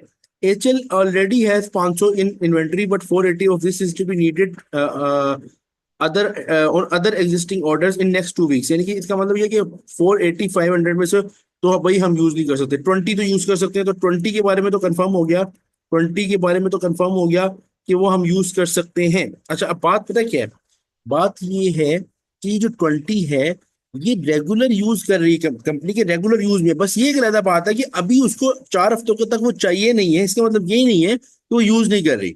मतलब 500 में से 480 अभी उसको जल्दी चाहिए, 20 वो कह रहे हैं 4 हफ्तों तक नहीं चाहिए। अब मसला ये है, हमें यहाँ से टोटल 50 वोट जो है 50 मीटर चाहिए, ठीक है।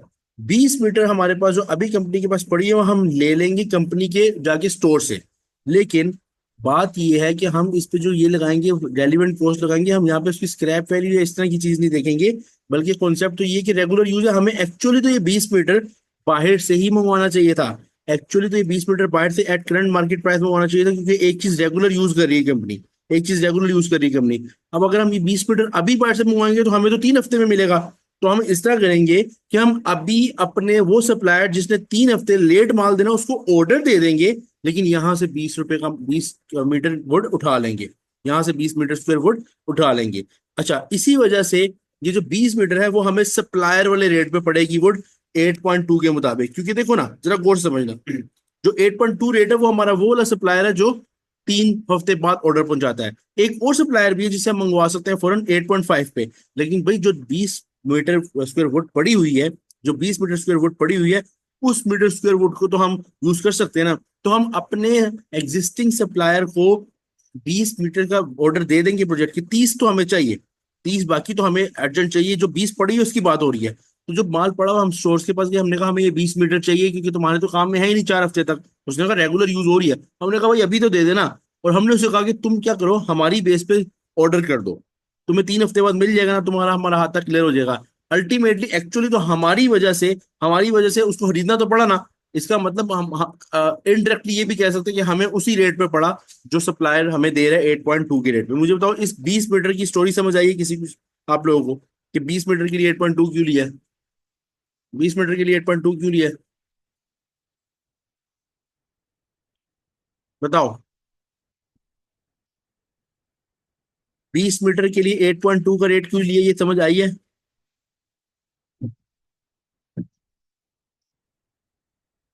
अच्छा, good, very good, very good. अब बाकी 30 मीटर की बात करते हैं।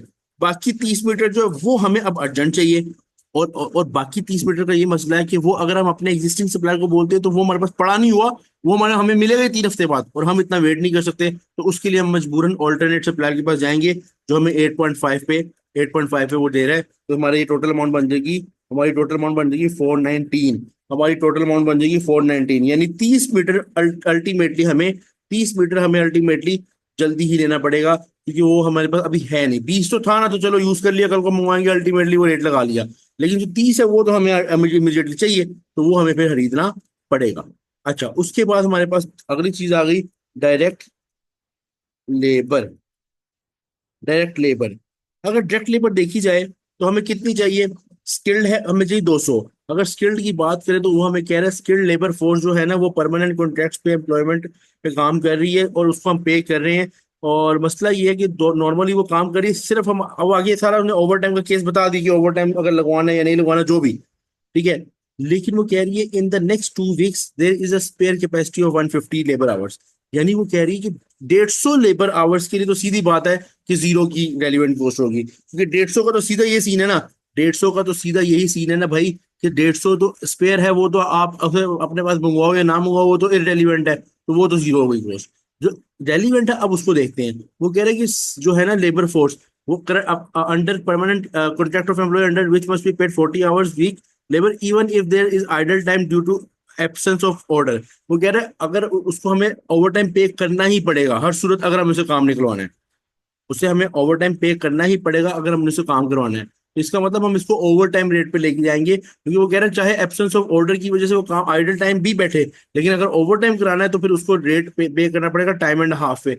इसका मतलब ये हुआ कि हम उसको, जो 50 घंटे हैं, 150 घंटे तो स्पेयर था उसके लिए तो जीरो था, 150 घंटे तो स्पेयर थे उसके लिए तो जीरो था, लेकिन 50 घंटे के लिए 16 का रेट भी देंगे, यानी 16 का नॉर्मल रेट है, और 16 के ऊपर आधा रेट यानी 8 का रेट भी देंगे, 16 और 8 हो गए 24, 16 और 8 हो गए 24, हम 50 के लिए इसका मतलब 1200 रुपये टोटल उसको पे करेंगे, स्किल्ड वर्कर के लिए रेलिवेंट कॉस्ट 1200 है। मुझे बताओ ये पॉइंट क्लियर हुआ? मुझे ये हम आगे लिख भी लेते हैं, मैं बता भी देता हूँ कि as 150 hours of skilled labour were spare resulting resulting in the relevant cost of zero for that hours, उन आवर्स के लिए जीरो है, but 50 hours are required by skilled labor on overtime of time and a half. The total rate will be 16 plus 50%, that is total 24 per hour. इससे उसको idea हो जाएगा कि हमने पूरी बात यहाँ पे लिख दी, हमने पूरी बात यहाँ पे लिख दिया। ठीक है, तो हमने यहाँ पे सारी इसकी बात भी क्लियर कर दी। उसके बाद अब आगे हमारे पास डेट लेबर के बाद सेमी स्किल्ड। डेट लेबर में बेसिकली हमने भी स्किल्ड वर्कर लिखा है ना, स्किल्ड, उसके बाद सेमी स्किल्ड। सेमी स्किल के लिए हमने उस टाइम क्या बोला है कि सेमी स्किल के लिए वगैरह there is no spare capacity. No spare capacity का मतलब ये है कि हमें चाहिए कितने घंटे इसके सेमी स्किल के, 300 घंटे चाहिए। तो और वो कह रहे हैं कि हम इसको या तो हम 12, अब जरा गौर से देखना, सेमी स्किल में हमारे पास दो ऑप्शन है, वी हैव टू ऑप्शंस। एक ऑप्शन हमारे पास ये है, जरा गौर से देखना, कि हम 12 रुपए के रेट पे उसको उठाएंगे, लेकिन मसला ये कि हमें ओवर टाइम भी पे करना पड़ेगा, टाइम एंड हाफ, यानी ये हो गया 12 और 6 18। अब एक ऑप्शन तो ये है कि आप अपनी ही लेबर को पकड़ो, अपनी ही लेबर को डाइवर्ट करो और उससे 12 और 6 पे ओवर टाइम करवाओ उनसे, और 12 और 6 पे करके 18 में काम निकलवा लो पर आवर। लेकिन एक लोकल एजेंसी है जो आपको 14 रुपए में लेबर दे रही है, मुझे बताओ फिर आप कौन सी ऑप्शन चूज करोगे? 18 में उठाओगे, 14 में उठाओगे लेबर को? 18 में उठाओगे, 14 में उठाओगे? क्या समझते हो इस बारे में? 14 में उठाएंगे। तो हम यहाँ पे लेबर के लिए रेट लेके जाएंगे कि हमारे पास टोटल आवर जो रिक्वायर्ड है वो 300 है, इंटू 14, 300 इंटू 14 4200। आगे लिखेंगे as we were having two options in case of labor overtime. The one option is overtime by current labor or hiring from agency. In case we use our own labor, we have to pay $12 basic rate plus 50% of basic rate as overtime, resulting in 18 per hour. Second option was 14 per hour hiring labor. We will choose the lower one. Simple, हमने सारी अपनी जो बात सोची थी, जो हमने discuss की, उसको लिख दिया। ठीक है। अच्छा अब एक बात, एग्जामिनर को ये टेंशन नहीं है कि आप बहुत ज्यादा कोई प्रोफेशनल इंग्लिश लिख रहे हो या नहीं लिख रहे, या स्पेलिंग क्यों गलत कर रहे हो। अगर कहीं स्पेलिंग ऊपर नीचे हो जाती है तो स्पेलिंग ठीक करने ना बैठ जाना। ठीक है, आपका इंग्लिश का पेपर नहीं है, एसीसी का पेपर है। ठीक है, तो आपको स्पेलिंग ग्रामर आगे पीछे हो जाती है, उसके इन्होंने मार्क्स आपको वैसे नहीं देने। ठीक है, इसलिए इजी सीन है, लिखते रहना, स्पीड खराब ना करना अपनी। ठीक है। इसके बाद हमारे पास एक और लेबर भी तो थी, वो क्या थी? सेमिस। अच्छा, सेमिस के बाद फैक्ट्री ओवरहेड्स है। फैक्ट्री ओवरहेड्स के बारे में मुझे बताओ, फैक्ट्री ओवरहेड्स में आप लोग क्या ऐड करोगे यहाँ पे? फैक्ट्री ओवरहेड में आप लोग क्या ऐड करोगे यहाँ पे?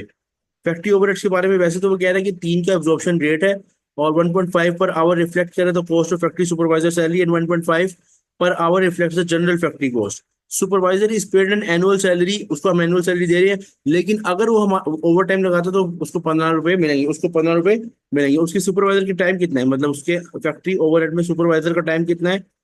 500 घंटे। अच्छा, he will need to work 20 hours, उसने सिर्फ उसमें से 20 आवर्स काम करने हैं। ठीक है, इसका मतलब फैक्ट्री ओवरहेड्स में, इसका मतलब फैक्ट्री ओवरहेड्स में सिर्फ सुपरवाइजर एक ऐसा जो रेलिवेंट है, क्योंकि बाकी का मसला ये है ना, अब ऊपर वो कह रहा है एब्जॉर्प्शन रेट ये है, वो तो वैसे ही रेलिवेंट है।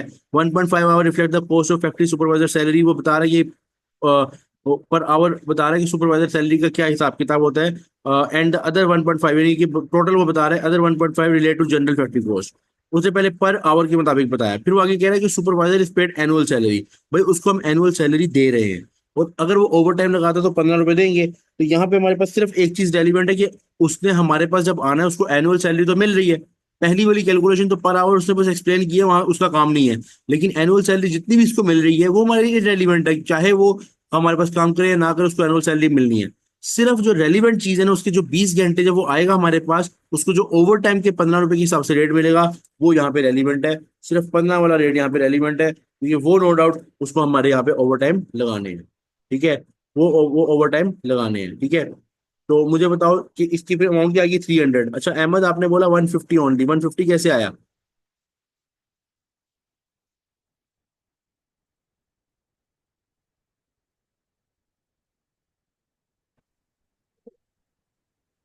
सर एक सेकंड में चेक करता हूँ।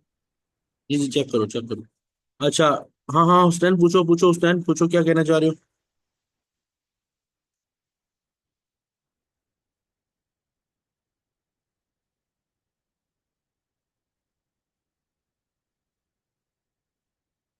1.5 मल्टीप्लाई नहीं होगा, क्यों नहीं होगा? देखो, असल में वो बोल रहा है, जरा गौर से समझना, जरा गौर से समझना। ये जो उसने पहली लाइन लिखी है ना कि $3 अब्जॉर्प्शन रेट है, जिसमें से 1.5 रुपया जो है वो सुपरवाइजर का है और 1.5 रुपया जनरल फैक्ट्री कॉस्ट है। अब आपने सोचा होगा 1.5 रुपया जनरल फैक्ट्री कॉस्ट तो इरेलीवेंट है, लेकिन 1.5 सुपरवाइजर काम तो कर रहा है। ये 1.5 इस तरह आया हुआ है कि जो उसकी एनुअल सैलरी थी उसके मुताबिक कंपनी ने OAR निकाला, क्योंकि जब आपकी टोटल ओवरहेड्स लगते हैं, तो बचपन में हम कॉन्सेप्ट पढ़ते थे ना कि टोटल ओवरहेड एलोकेशन, अपोर्शनमेंट और रीअपोर्शनमेंट में जब लगते थे, उसके बाद तो एब्जॉर्ब होते थे और एक आपको OAR मिलता था। तो जब वो OAR मिलता था, वो उसने उसकी एनुअल सैलरी को यूज करके वो OAR निकाला हुआ है। अब जब एनुअल सैलरी ही हमारे लिए इरेलीवेंट है, क्योंकि वो तो आपको पे करनी ही करनी है, चाहे चाहे आप उसे काम करवाओ या ना करवाओ, पे करनी ही करनी है, उसके मुताबिक वो निकला हुआ डेट, तो हमारे लिए रेलिवेंट हुआ ना।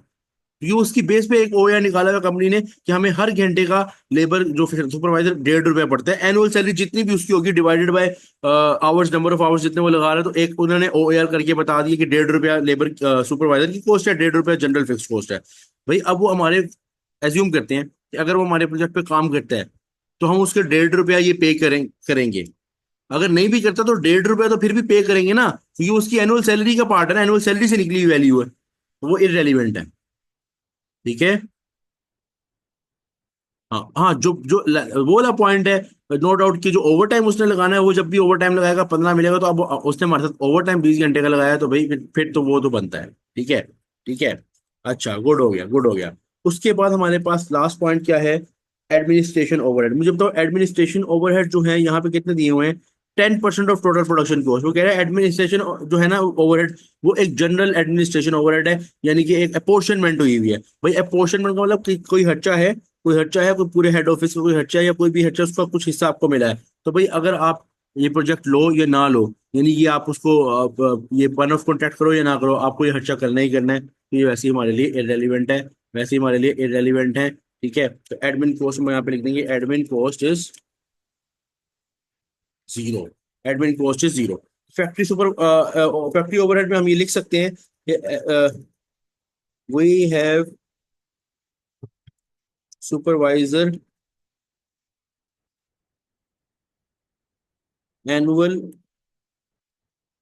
Salary that is irrelevant as irrelevant to the contract and the OAR of 1.5 per hour of salary is irrelevant। जो हमने कहा कि अगर वो irrelevant हो तो उसी से निकला हुआ OAR भी irrelevant होगा।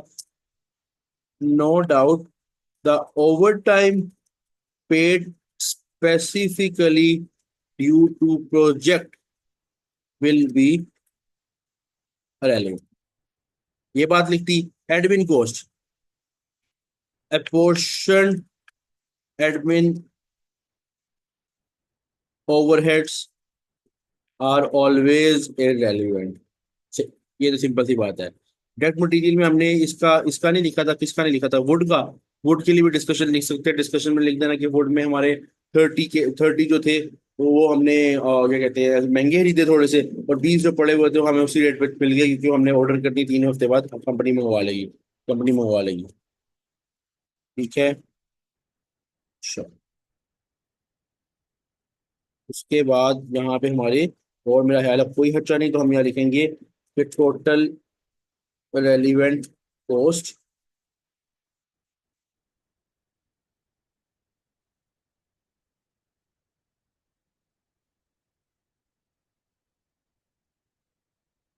ये आ गई 9619। अब बहुत से स्टूडेंट्स की मैं आंसर देख रहा था, बहुत से स्टूडेंट्स के आंसर 9619 एग्जैक्ट आंसर आए हैं, इसका मतलब आप लोगों ने ठीक किया है। कुछ स्टूडेंट्स थे जिनके जो है ना वो गलत आया। एडमिन ओवरहेड्स यार उमेर देखो ना, एक अपोर्शनड ओवरहेड्स है ना, अपोर्शनमेंट है। अपोर्शनमेंट का मतलब ये है कि कोई ऐसा खर्चा था, कोई ऐसा जनरल ओवरहेड्स है ना, जनरल ओवरहेड का मतलब ये कि वो लगना ही लगना है। अब चाहे आप प्रोजेक्ट करो, वन ऑफ कॉन्ट्रैक्ट करो या ना करो, लगना ही लगना है, तो इरेलीवेंट है। एक चीज जो इरेलीवेंट है वो जीरो होगी, तो उसकी हमने जो कॉस्ट थी जहाँ पे वो कह रहा था 10% ऑफ प्रोडक्शन कॉस्ट लो, वो इरेलीवेंट है हमसे। प्रोजेक्ट हो या ना हो खर्चा तो होगा ना, ओवरहेड तो लगना ही लगने हैं, जनरल ओवरहेड। ठीक है, यहाँ पे 9619। अब अगर हमारे पास जो भी कस्टमर जिसको हमने ये कोट किया है, हम उसे मिनिमम प्राइस जो है उसमें हमें पता है minimum price is the relevant cost. कम से कम भी हम उसको जो प्राइस देंगे वो 9619 की देंगे, इससे कम की प्राइस दे सकते हैं, ये भी कम से कम है। जैसे कि अगर बहुत उसके साथ हमारे कोई अच्छे ताल्लुक है, तो एक आधी बार कोई आ गया इस तरह का जिससे आपको पता है कि हमें कम से कम रेट देना है, तो कम से कम भी हम 9619 तक जाएंगे, इससे नीचे हम नहीं जाएंगे, इससे नीचे हम नहीं जाएंगे। ये हमारे 10 नंबर की रिक्वायरमेंट थी इस क्वेश्चन की, 10 नंबर की रिक्वायरमेंट थी हमारी, पूरी हो गई। ये सवाल का जो रिक्वायरमेंट थी मेरा ख्याल 10 नंबर की थी, जिसमें हमने ब्रीफली रीजन भी दिए साथ और साथ प्रिपेयर भी किया रेलिवेंट क्लोज बेसिस पे। यहाँ तक क्लियर है आप लोगों को तो एक दफा कंफर्म कर दो। यहाँ तक आप लोगों को ये क्वेश्चन क्लियर है तो एक दफा कंफर्म कर दो जरा। कोई क्वेश्चन है यहाँ तक तो पूछ लो। सीआर का सेशन यहाँ पे एंड है, सीआर सेशन यहाँ पे वैसे एंड है, कोई क्वेश्चन है यहाँ तक तो पूछ लो।